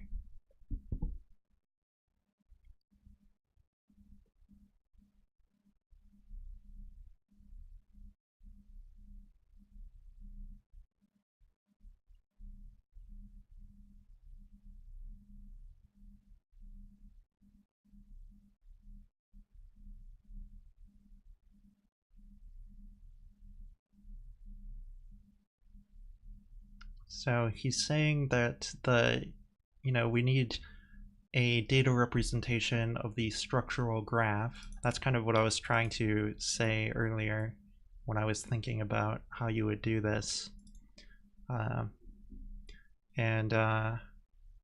He points out that there's two repetitive constructs that he calls sequence of factors and sequence of terms. And he says they are represented as lists, so he's defining like a list of these things.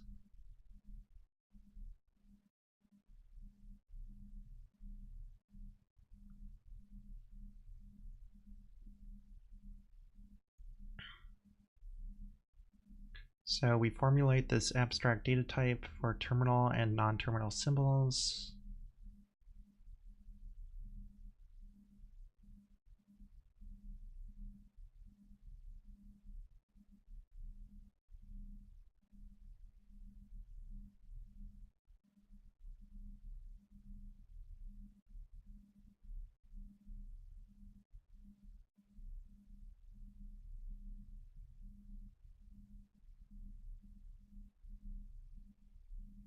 So, okay, here he's giving an example.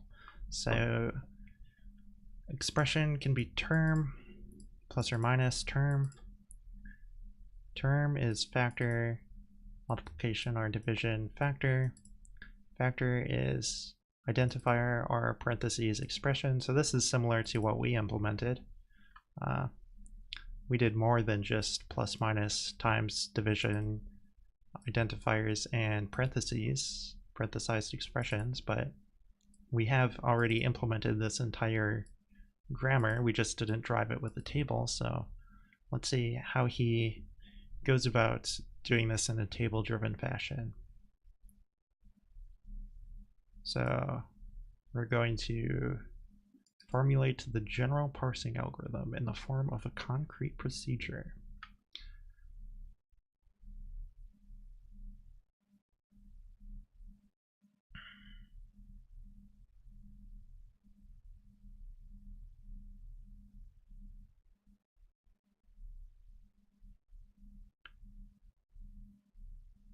So he's taking in this header.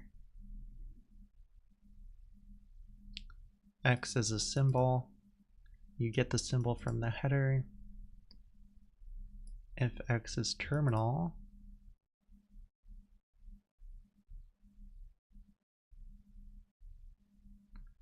else you have to parse the non-terminal.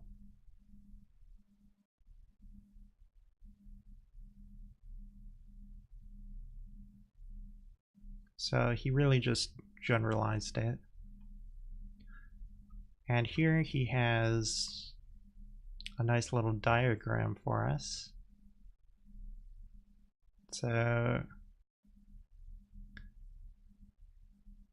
input apparently here, expression, a blank box goes to term, factor, ID.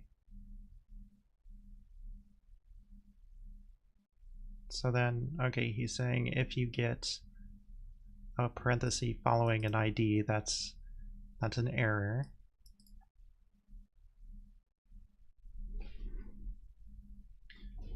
So like an integer and then a parenthesis should be a syntax error is what this is saying.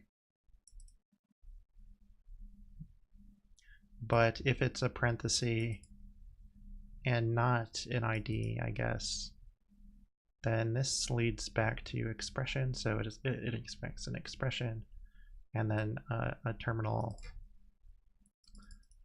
closing parenthesis. So this is saying a term is either a factor or it's multiplication or division.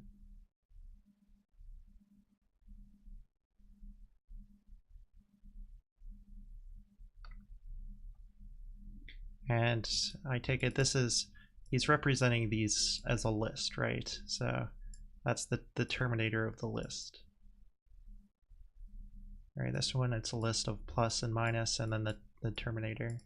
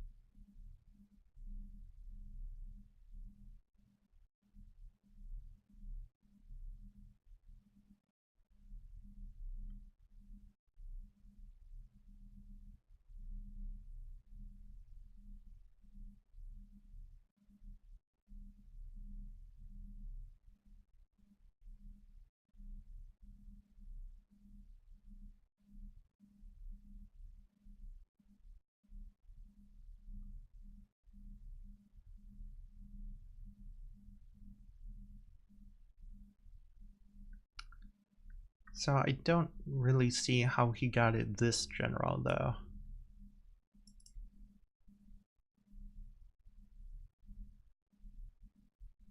Because like this down here is like these, you know, these have the same structure, right? You can see the repetition of structure here.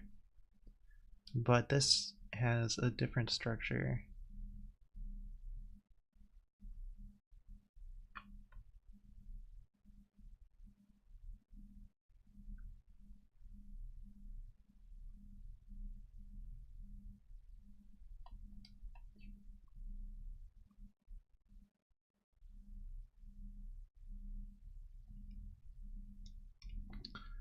I guess I'm not thinking about it generally enough.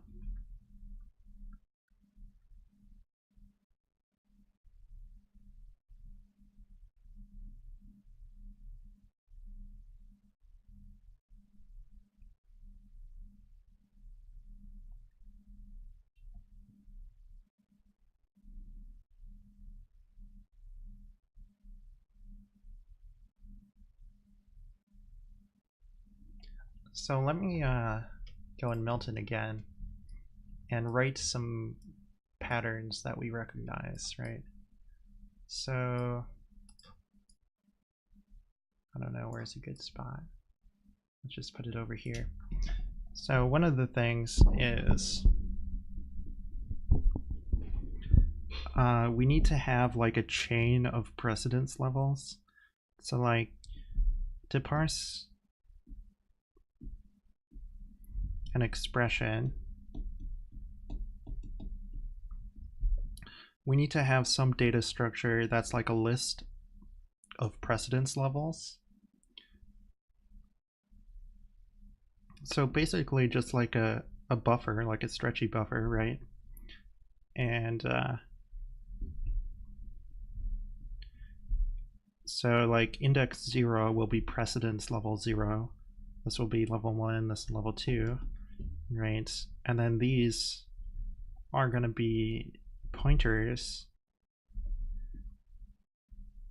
to lists of operators, right?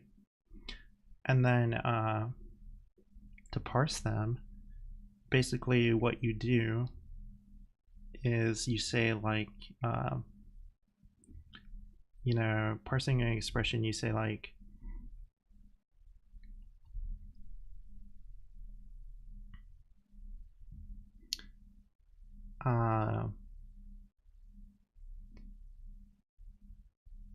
well, first of all, if we write out like to parse precedence 0, it's like val equals parse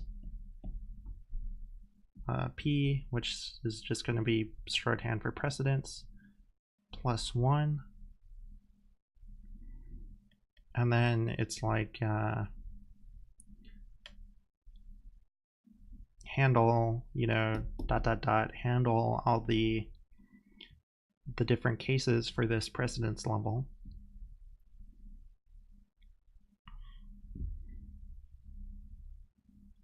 And then return val. Like, let me look at my code, right? So here, let me move Milton. I have so many terminals open right now. But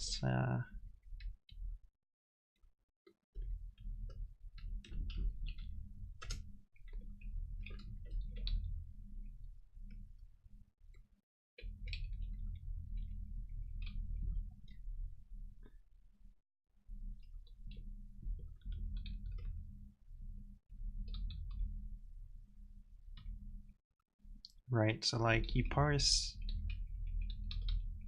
the higher precedence level. Oh, right, I need that like that because, yeah. And like I say, I don't know if you would just repeat this check at every precedence level or not. I haven't thought about that yet. But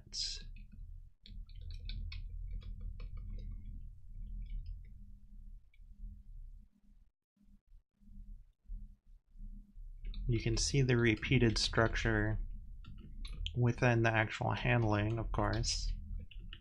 And yeah, then you just return the value.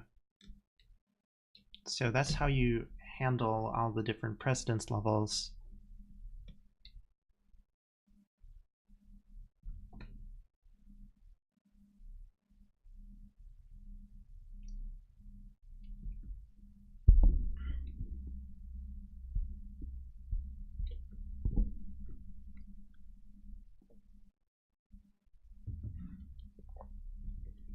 And then within a precedence level,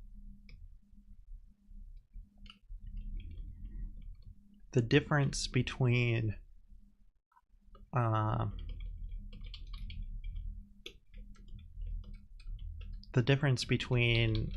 left associative and right associative is whether it's a while or it's an if, right?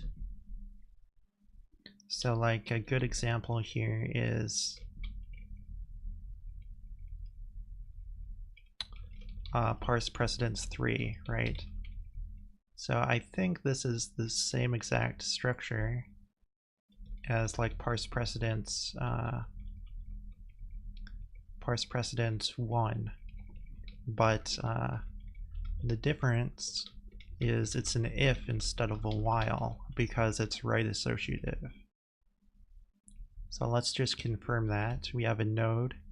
We set the value equal to parse precedence plus 1. Within the check, we do we allocate a new node. We set the op, the left-hand side to val.dupe, the right-hand side to precedence plus 1. And then we set val equals new node member of what we just filled out. And then we return the val outside of the check. Okay, now let's compare that to down here. So we have a node. We set the val equal to precedence plus 1. Within the check, we allocate a new node, set the op, set the left-hand side to val.dupe, set the right-hand side to precedence plus 1. We set the val equal to a new node member of what we had, and then outside of the check, we return the val. So yeah, it's the exact same structure. It's just whether it's an if or a while is whether it's left associative or right associative. And then the other thing we need to handle is the table needs to know whether the operators are unary or binary. So like this is an example where we have unary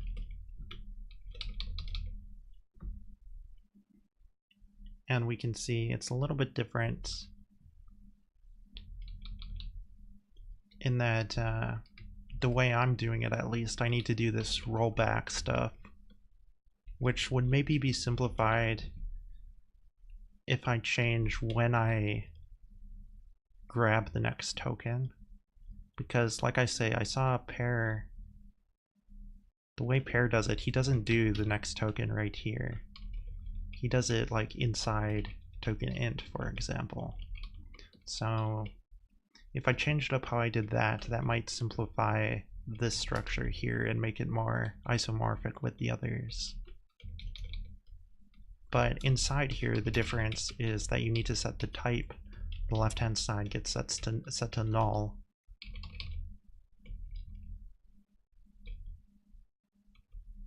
And then I also early out here. But I wouldn't need to early out if this becomes an else if. Or just an else, I mean.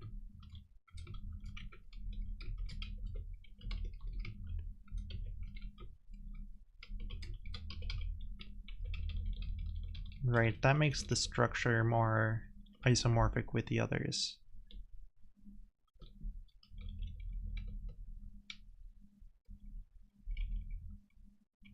And then, like I say, this little wrinkle here can maybe be resolved by changing up when I do next token.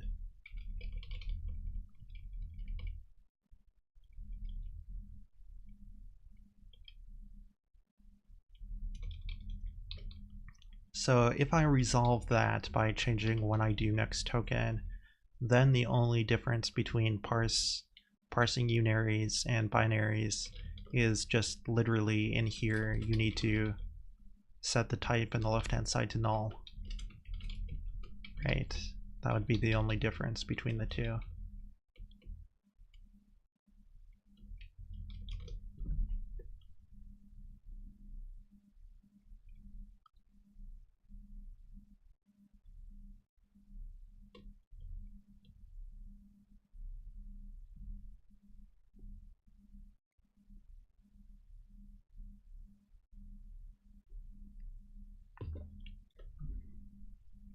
I guess one question I have when you're doing this is what happens when you have right associative and left associative on the same precedence level?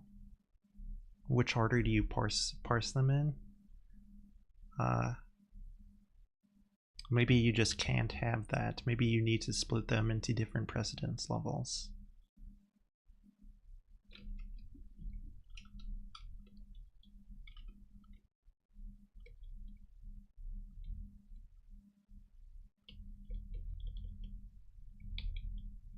Which, I mean, is what we're doing, so.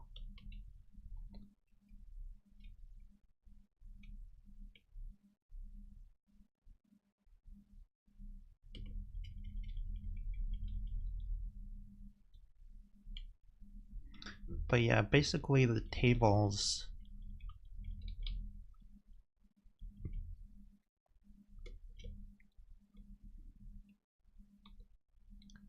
would be like, you know,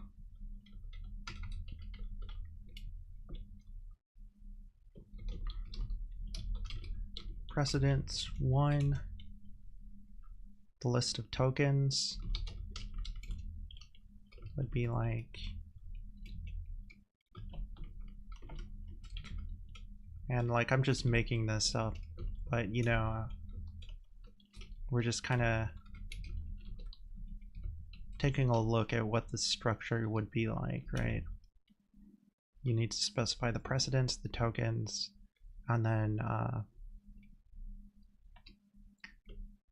the associativity, left, and the type, binary.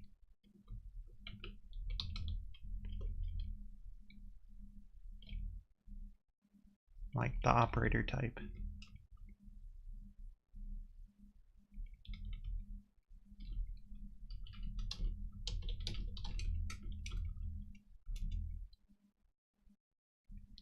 Zero, you have. Hello, Sinocron. Thank you for tuning in. I finished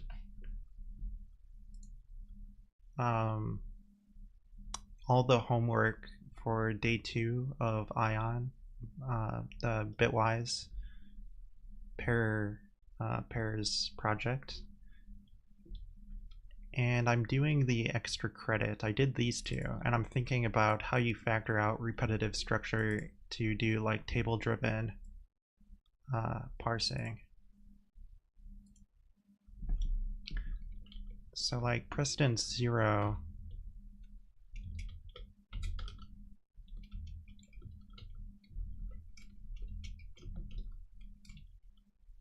we have those tokens, left associativity, binary operators,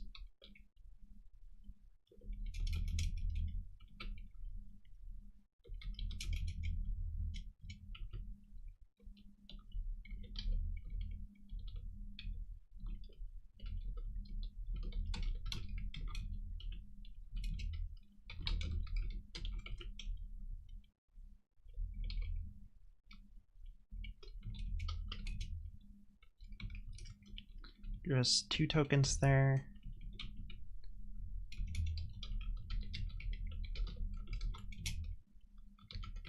Right associativity.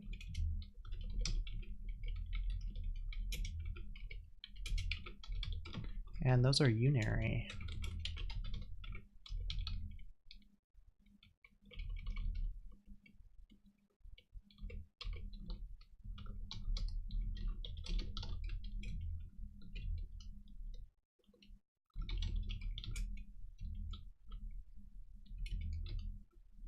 Or this one is just that token.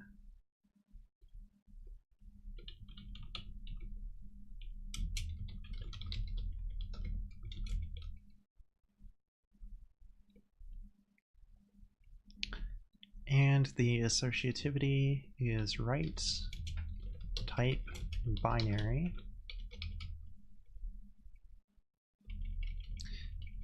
And now I wonder if we can, like, how, I still don't know how you handle the final precedence level.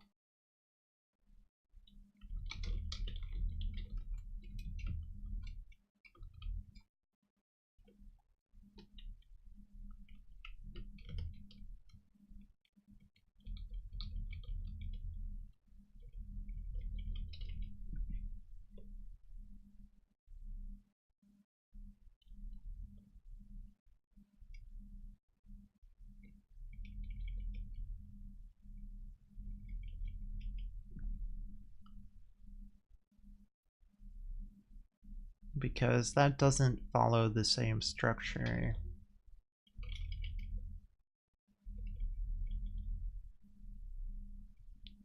Can we make it follow the same structure? Let's see.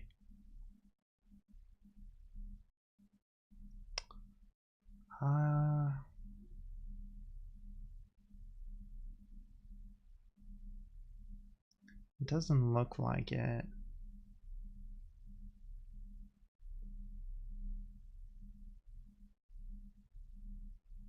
If we can, I don't really see how you would do that.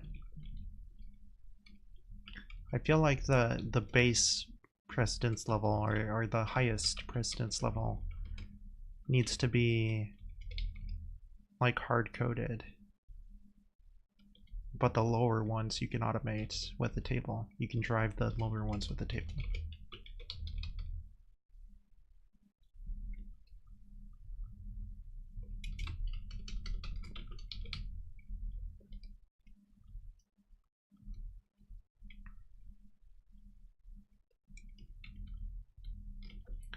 Let me look at his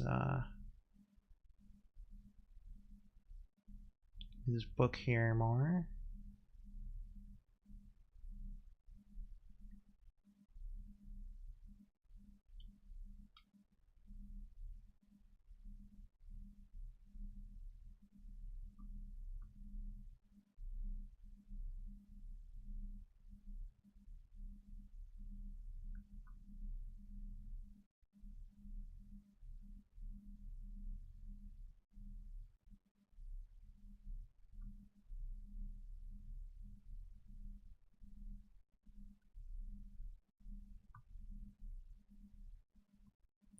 I feel like he's suggesting you should be able to like bake this in.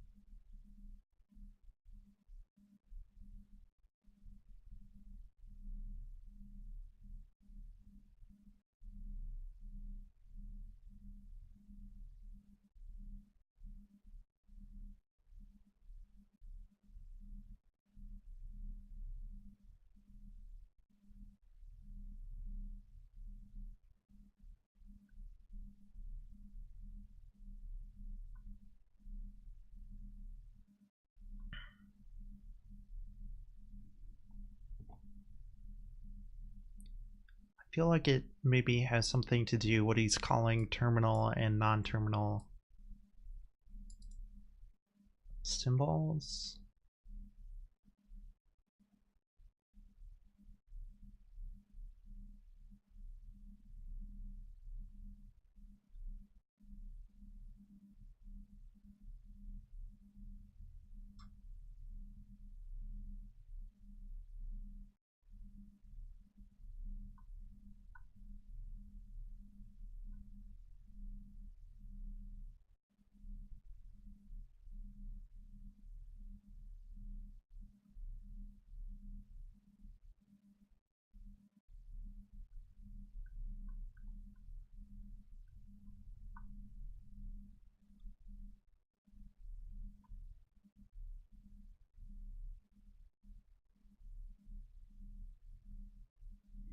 Well, let's think about how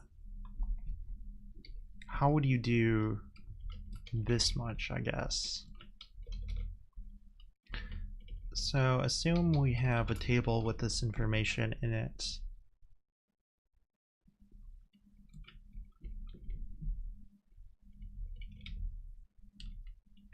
What we would need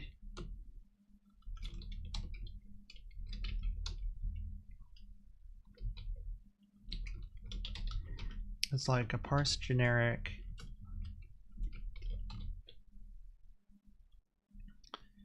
and it needs to say like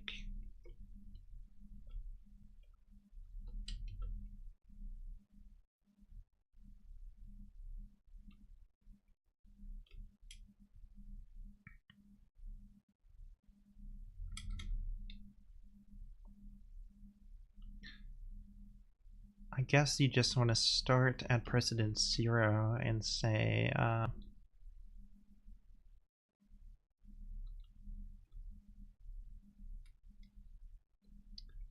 like this is just going to be like pseudocode, but val equals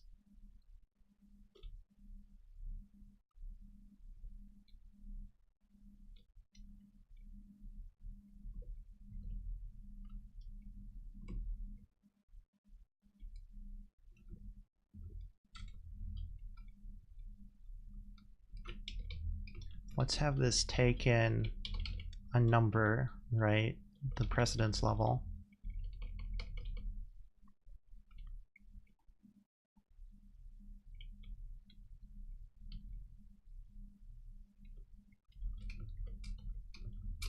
So you parse n+1.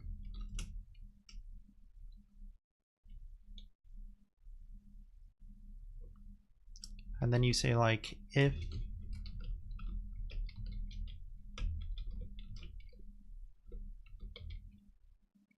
like the associativity of the current level is left,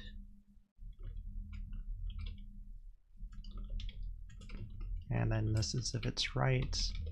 If it's left, you need to do a while. If it's right, you need to do an if.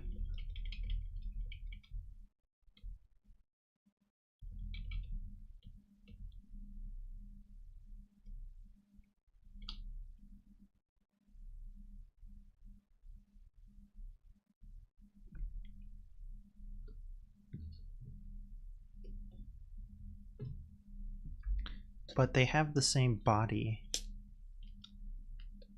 I wonder if there's an elegant way to like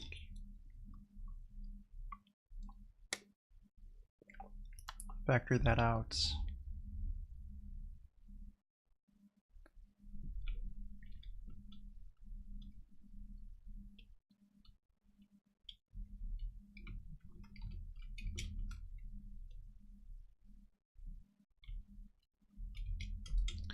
While you have a token,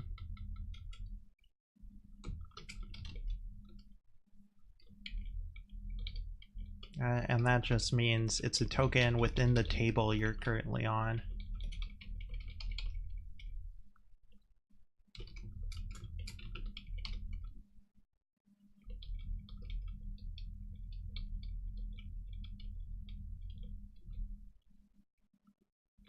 Then you need to do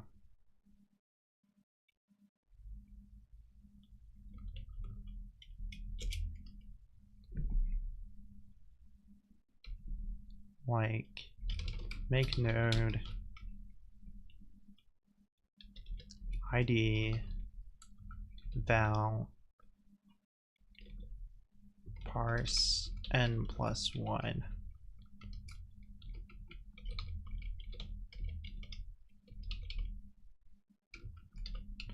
And this one is if is token. Do the same thing.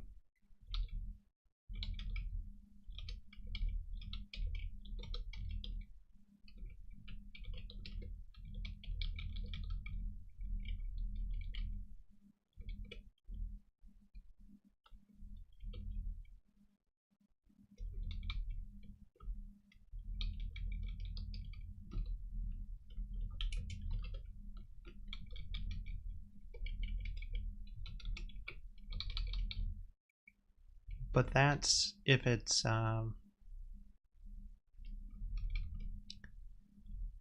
binary. Let's just pass into make node whether it's unary or binary.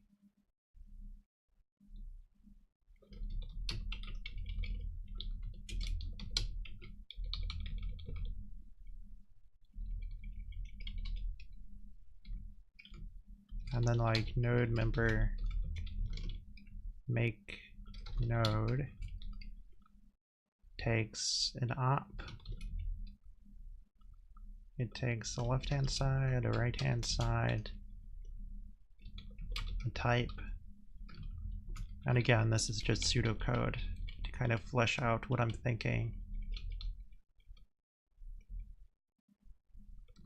And so it's going to say like node equals new node, node.op equals op, node.left-hand side equals left-hand side, dupe,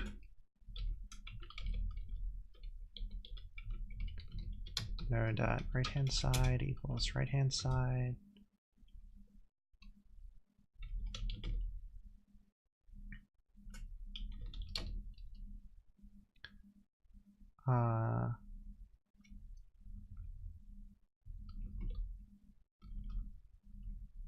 return new node member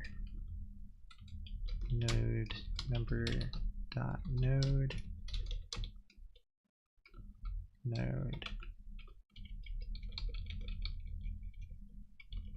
and then if the type is binary,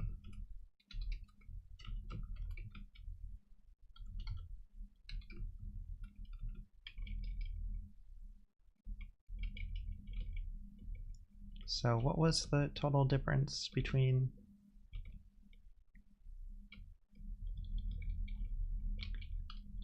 oh yeah, you need to set the type in the left hand side. Other than that, it's the same.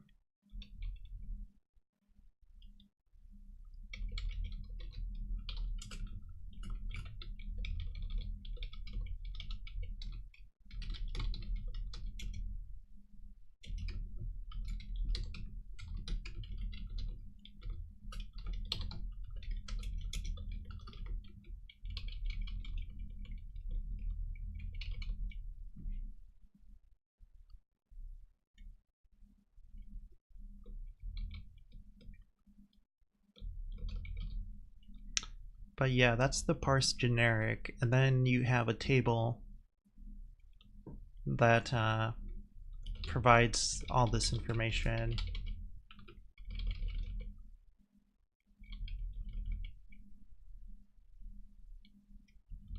And so it does all this stuff.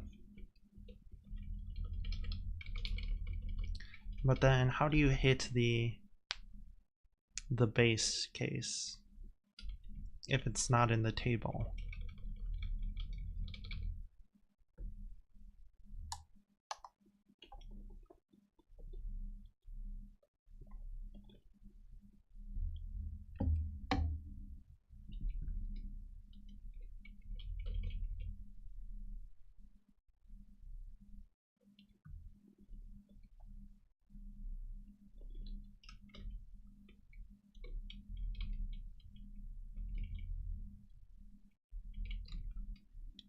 So like if n is last in the table,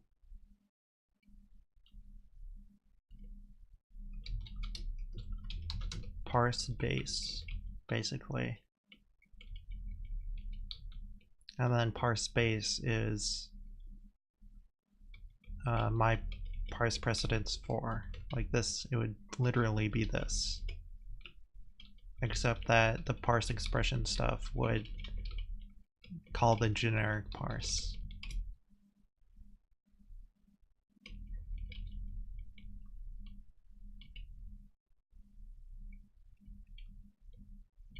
So that's a very rough sketch of how I think it would work.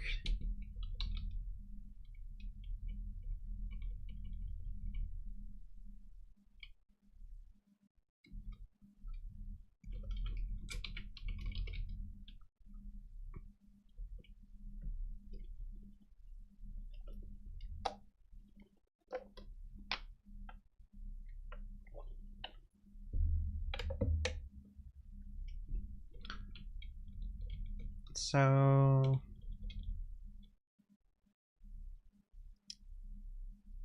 I guess the first refactoring I can do is I can make node an actual thing.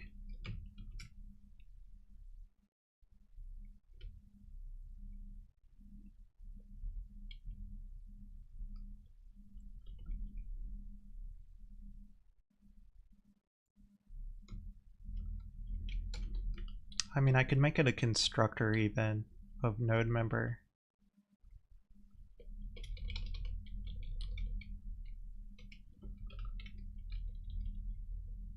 So we're going to say this is a constructor of node member, and I'll put it in the structure in a bit. The op is going to be, what is a node.op?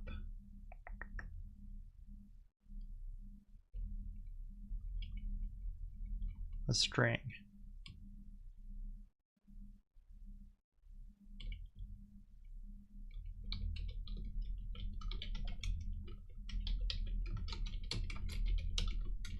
So it takes node member left hand side, node member right hand side, and then type is just like an int.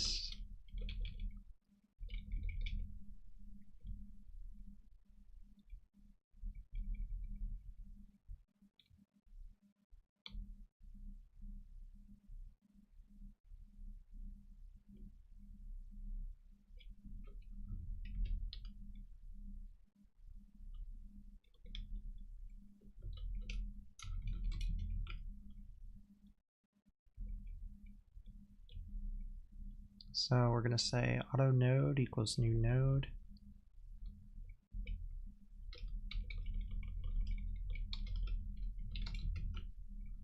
Like this.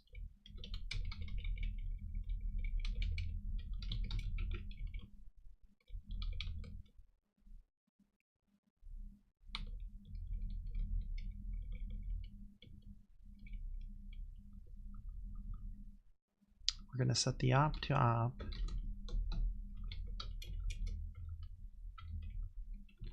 I mean, here we can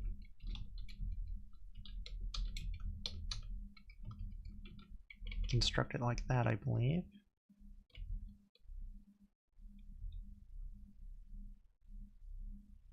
Well, I might not have that defined as a constructor though.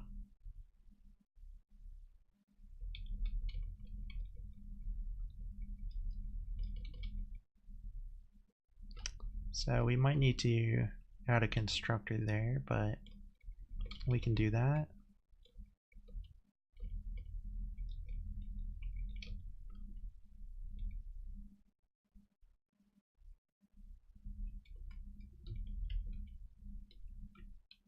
Oh, but right, I need to say if the type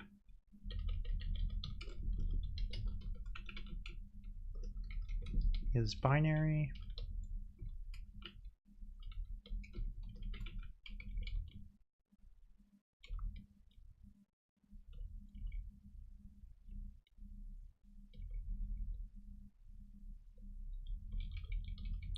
So yeah, let's just say node equals new node like this.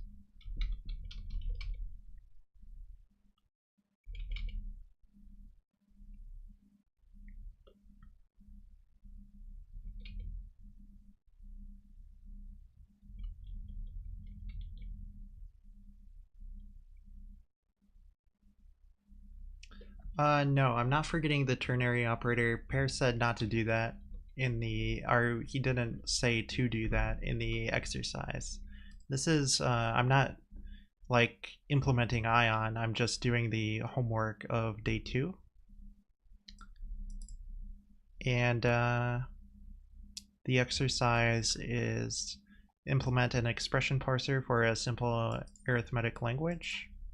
And it's unary minus, unary not, multiplication, division, modulo, left shift, right shift, and bitwise and plus minus or and exclusive or bitwise operations. Yeah, so I'm just doing the homework. Yeah, and that's what this is. And then you're supposed to output an S expression that corresponds to the parse tree, which I've done. And then extra credit is support the exponentiation operator. I did that today.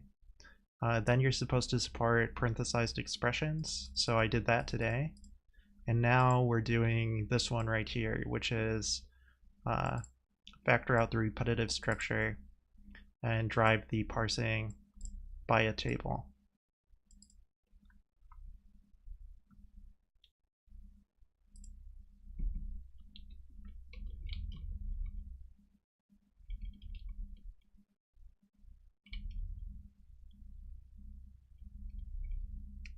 So,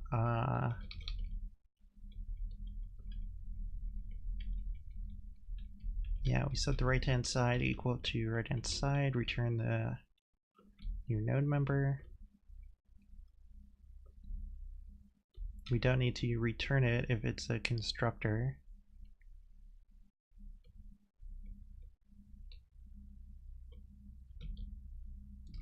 So we're going to say type equals, or I guess this dot type equals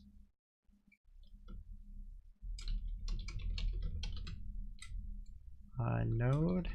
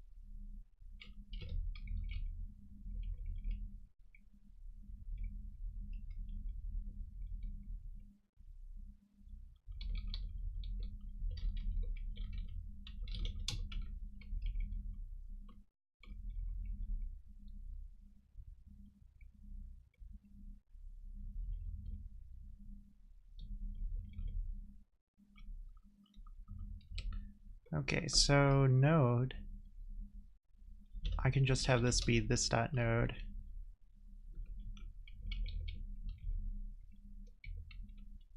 So we really don't need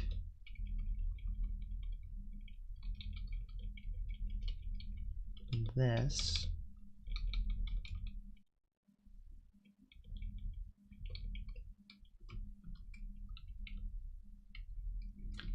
Let's just call that op type.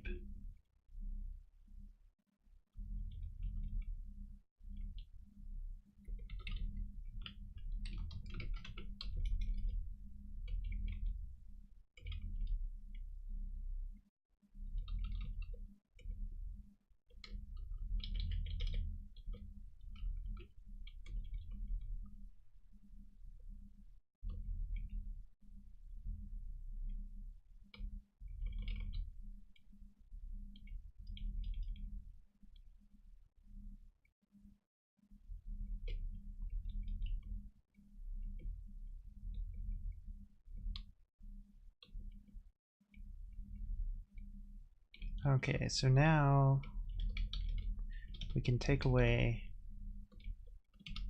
these.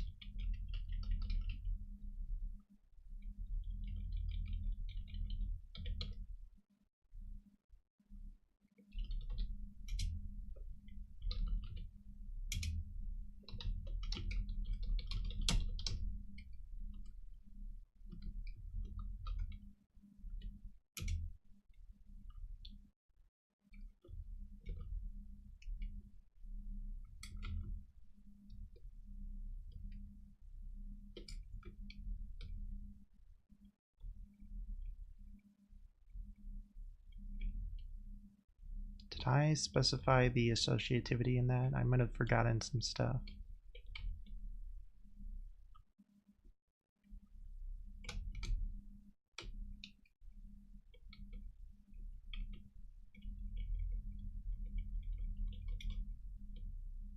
I specified whether it's binary or unary. Oh wait, that should be fine. The associativity doesn't matter for this. That just matters whether it's an if or a while.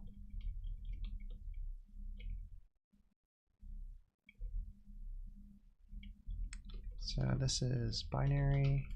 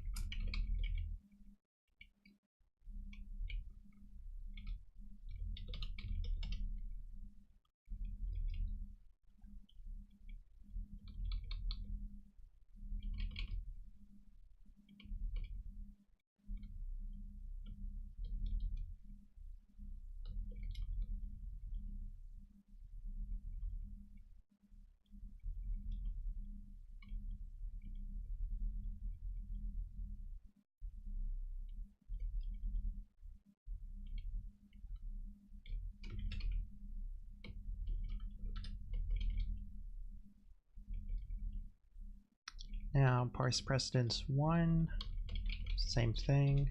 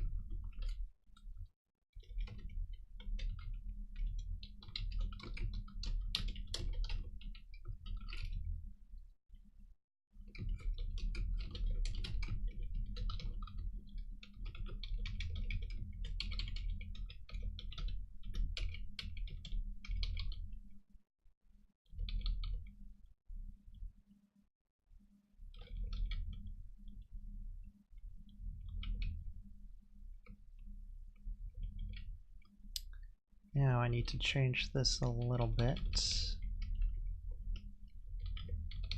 I call that binary.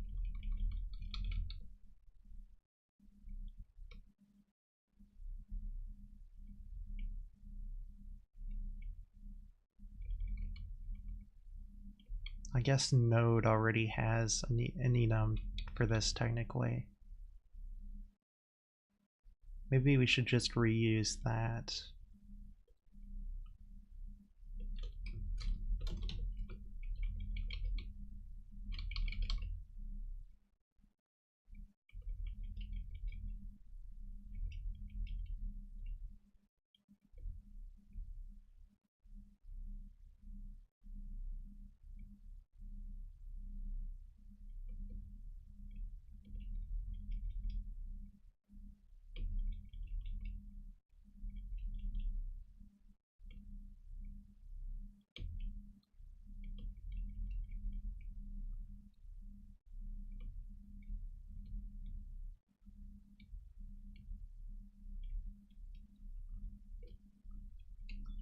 So then these become just like that.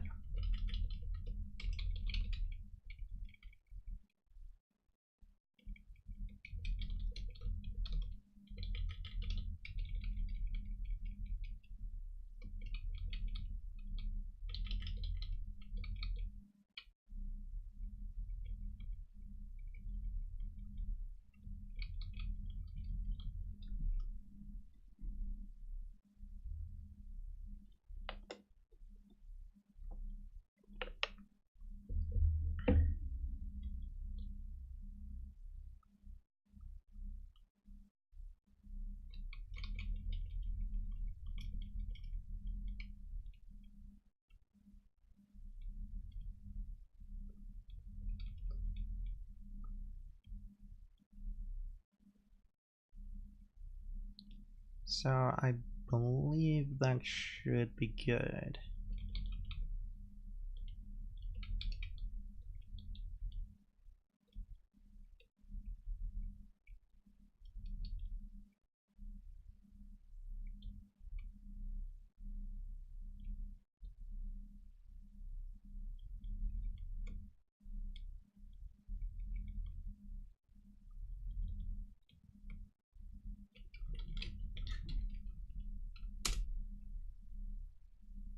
Okay, yeah, that still works.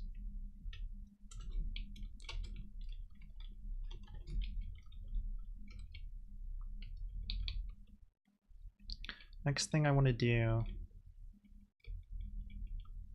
is add this empty check at each precedence level, because that'll make things more isomorphic.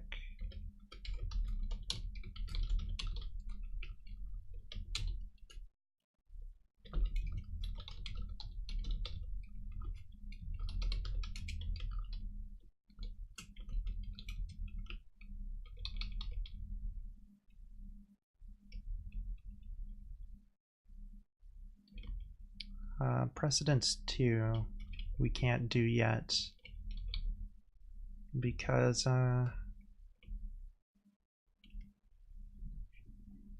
it's a little bit different in how it does things.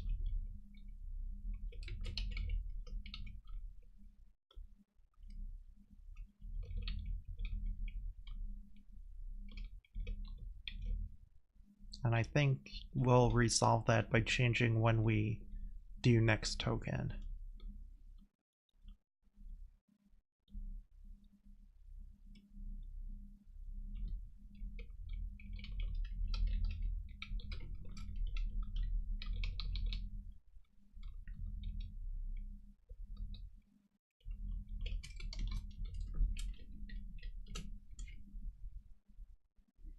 Okay, still good. So we've reached the point where the structure is totally common among Parse Precedence 0, Parse Precedence 1,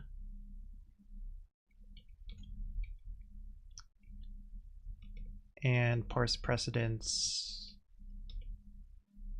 3.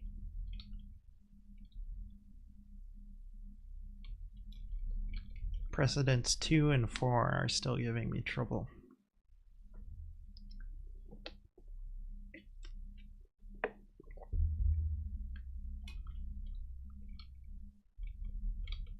Okay, so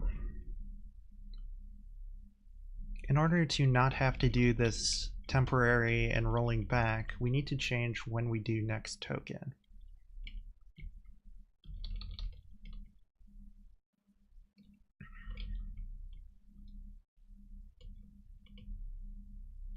So I want to just reference like, whoops.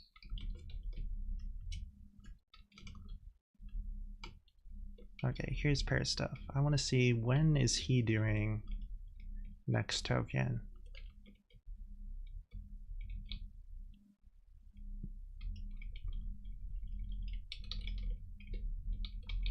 So like in here, he's expecting the token to already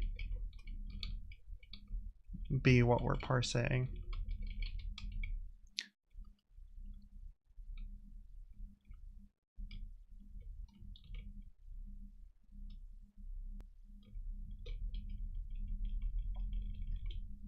So like he's not doing it like that.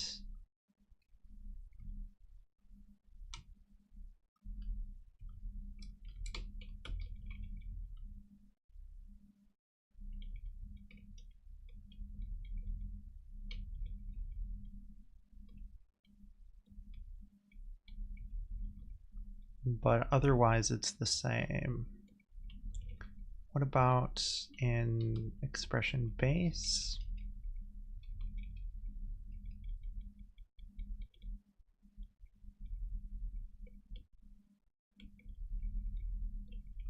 And lower.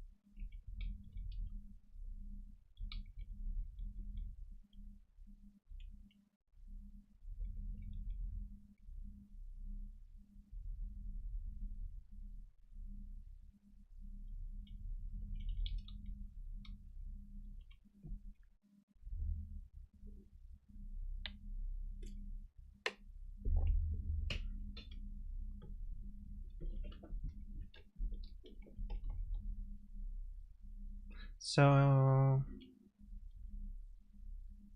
he's not explicitly calling next token.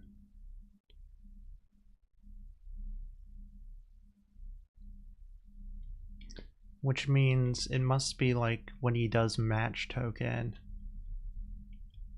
or is token. Those must be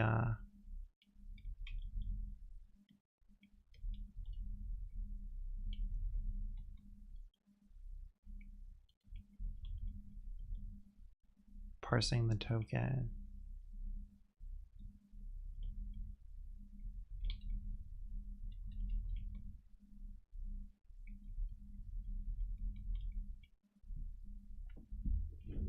I think those were defined in the lexer.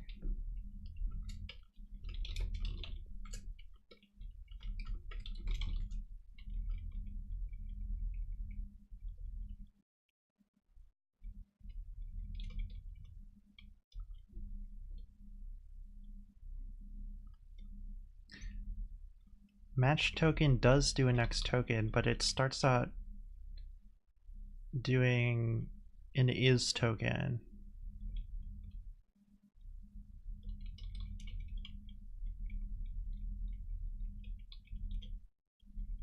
Is token returns token kind is kind. Oh, init stream starts off doing next token. That's how he does it.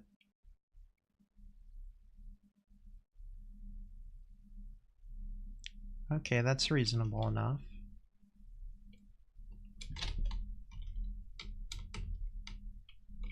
So let's make an init stream like he has.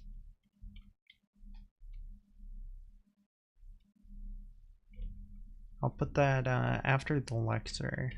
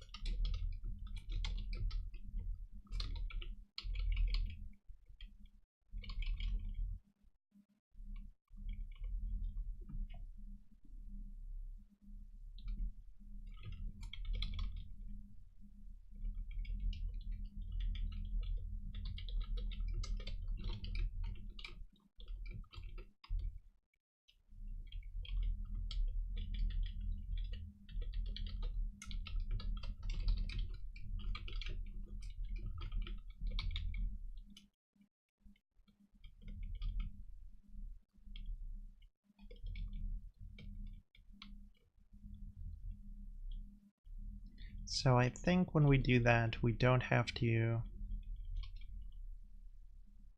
do that temporary shenanigans anymore.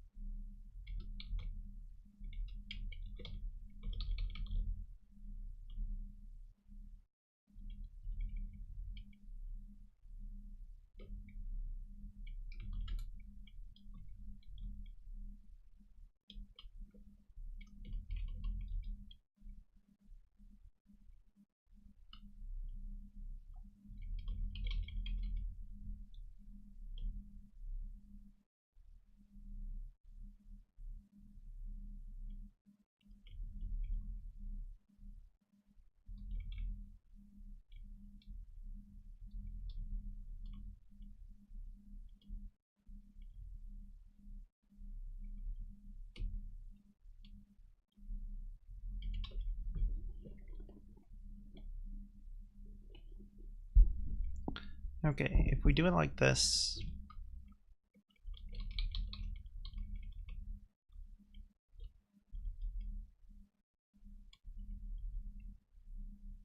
how badly will we have broken things?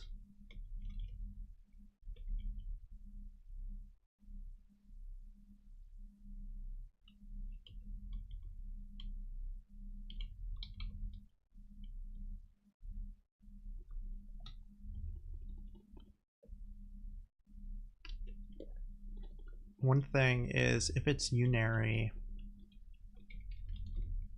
this needs to happen after rather than before. So that's a difference in structure if it's unary.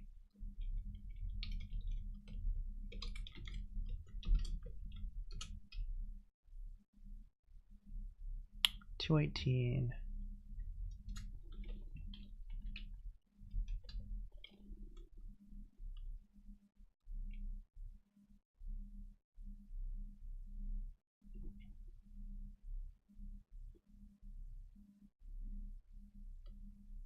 Okay, so we had a Lex failure.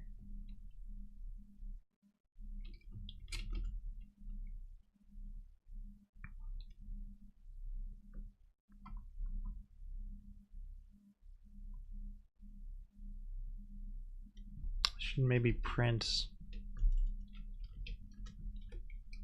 what we actually got.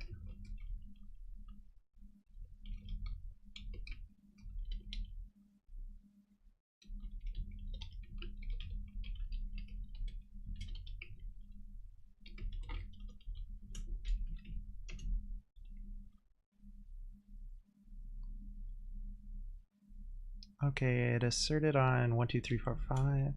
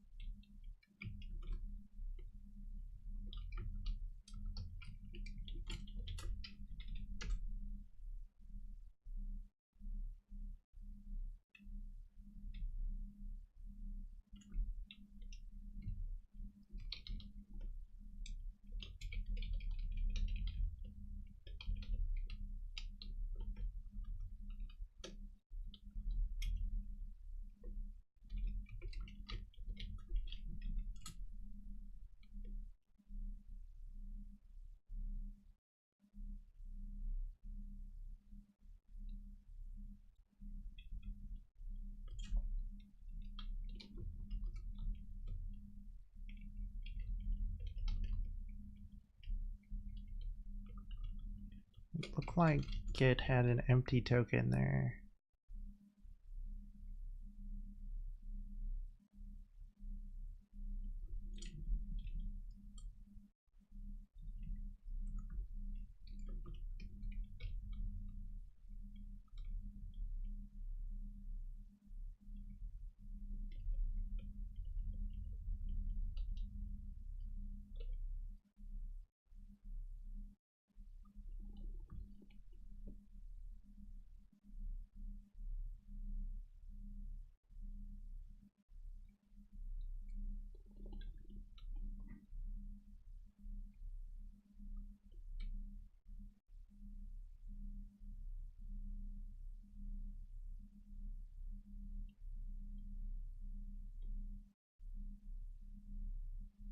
Oh wait.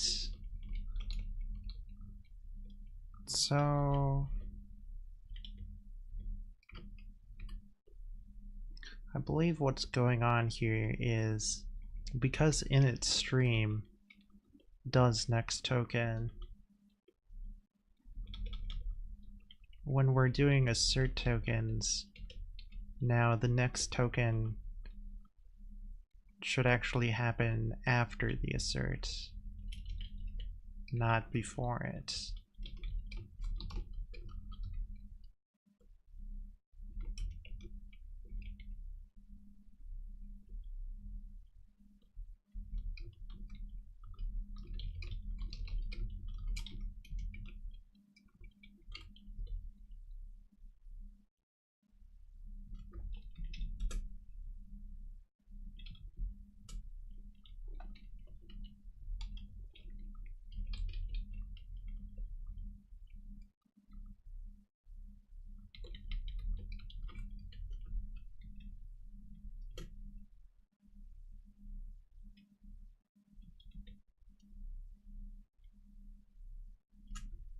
Still giving me an error.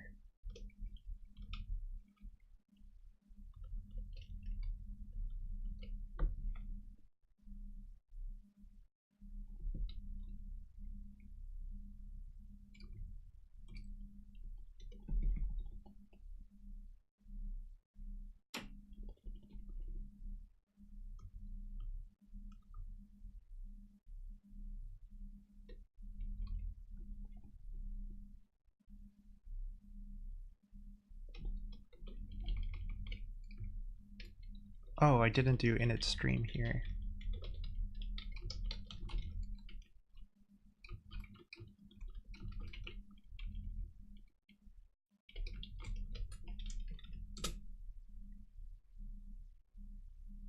Segfault.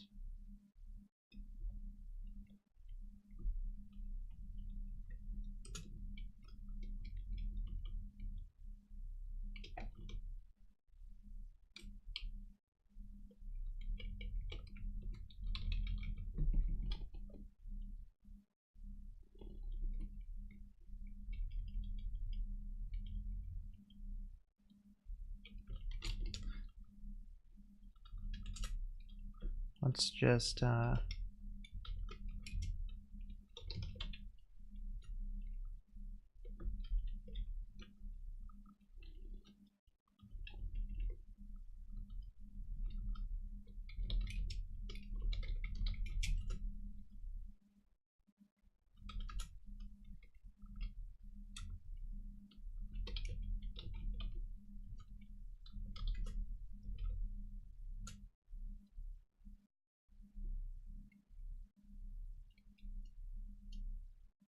okay, well, it's segfaulted in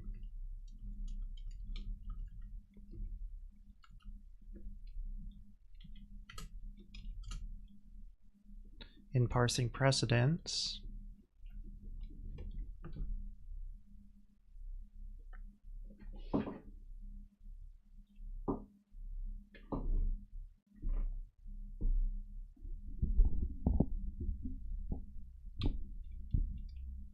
On line 207.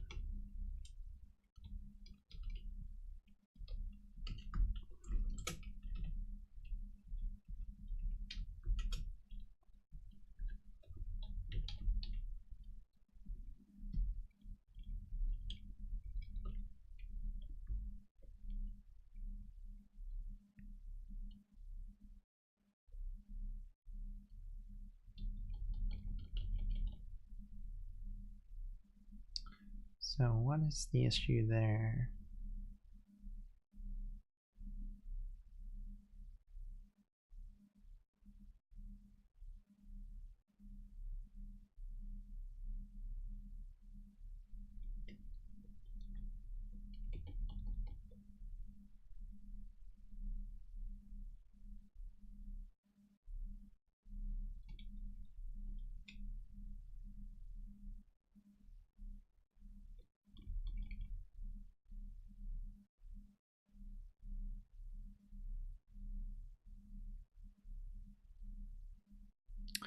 Oh, I was counting on these things to call next token, because like you do parse precedence 1 and that goes up the stack, and then when it hit the highest precedence it would get the next token. But that actually needs to happen in the loop now.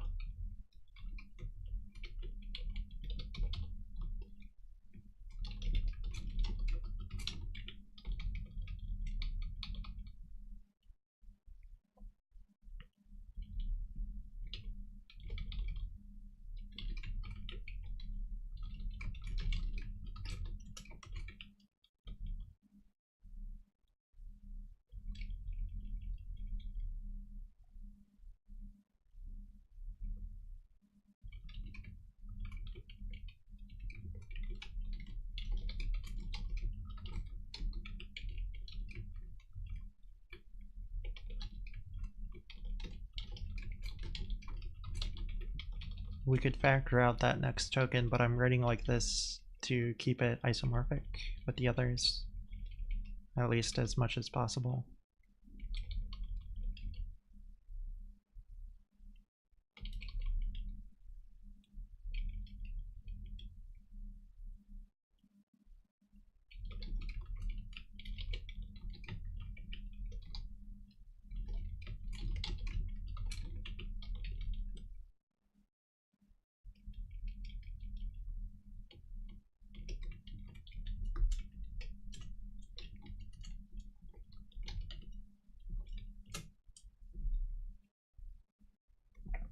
Well, now it doesn't segfault, but it just gave us 12.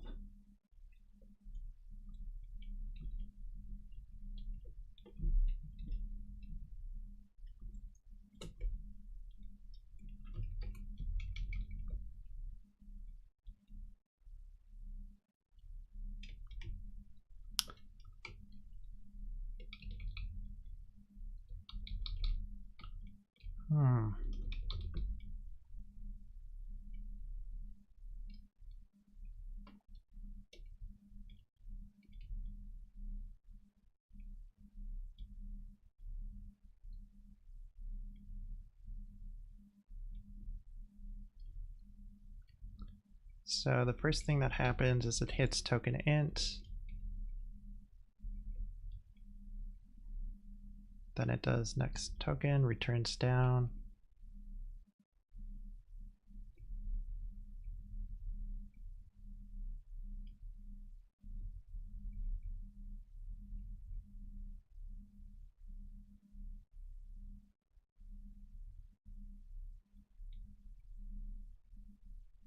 Oh wait.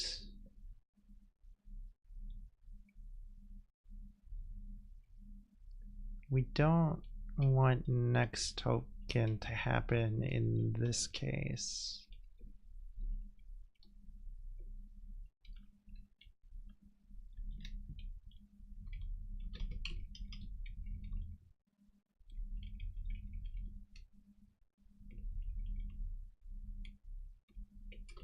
I think that was the bug. Wow, Sigvald again.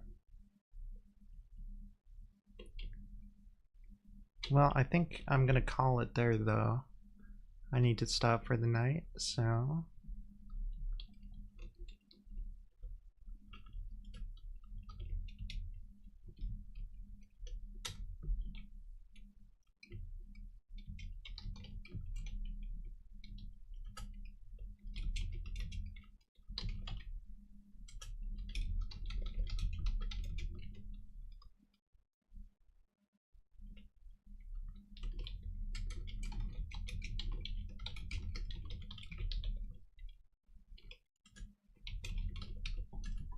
let me push that.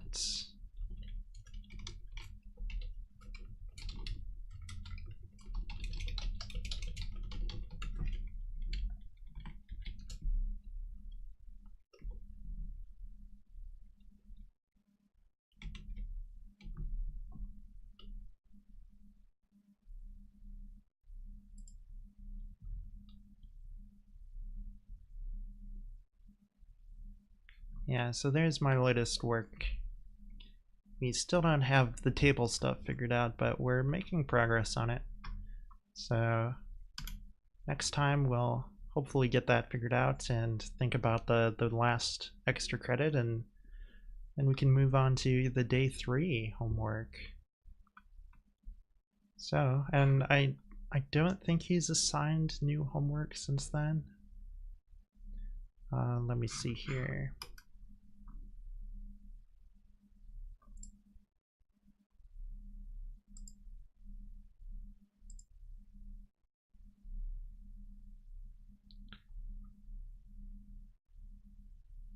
Yeah, so no homework since day 3 so far.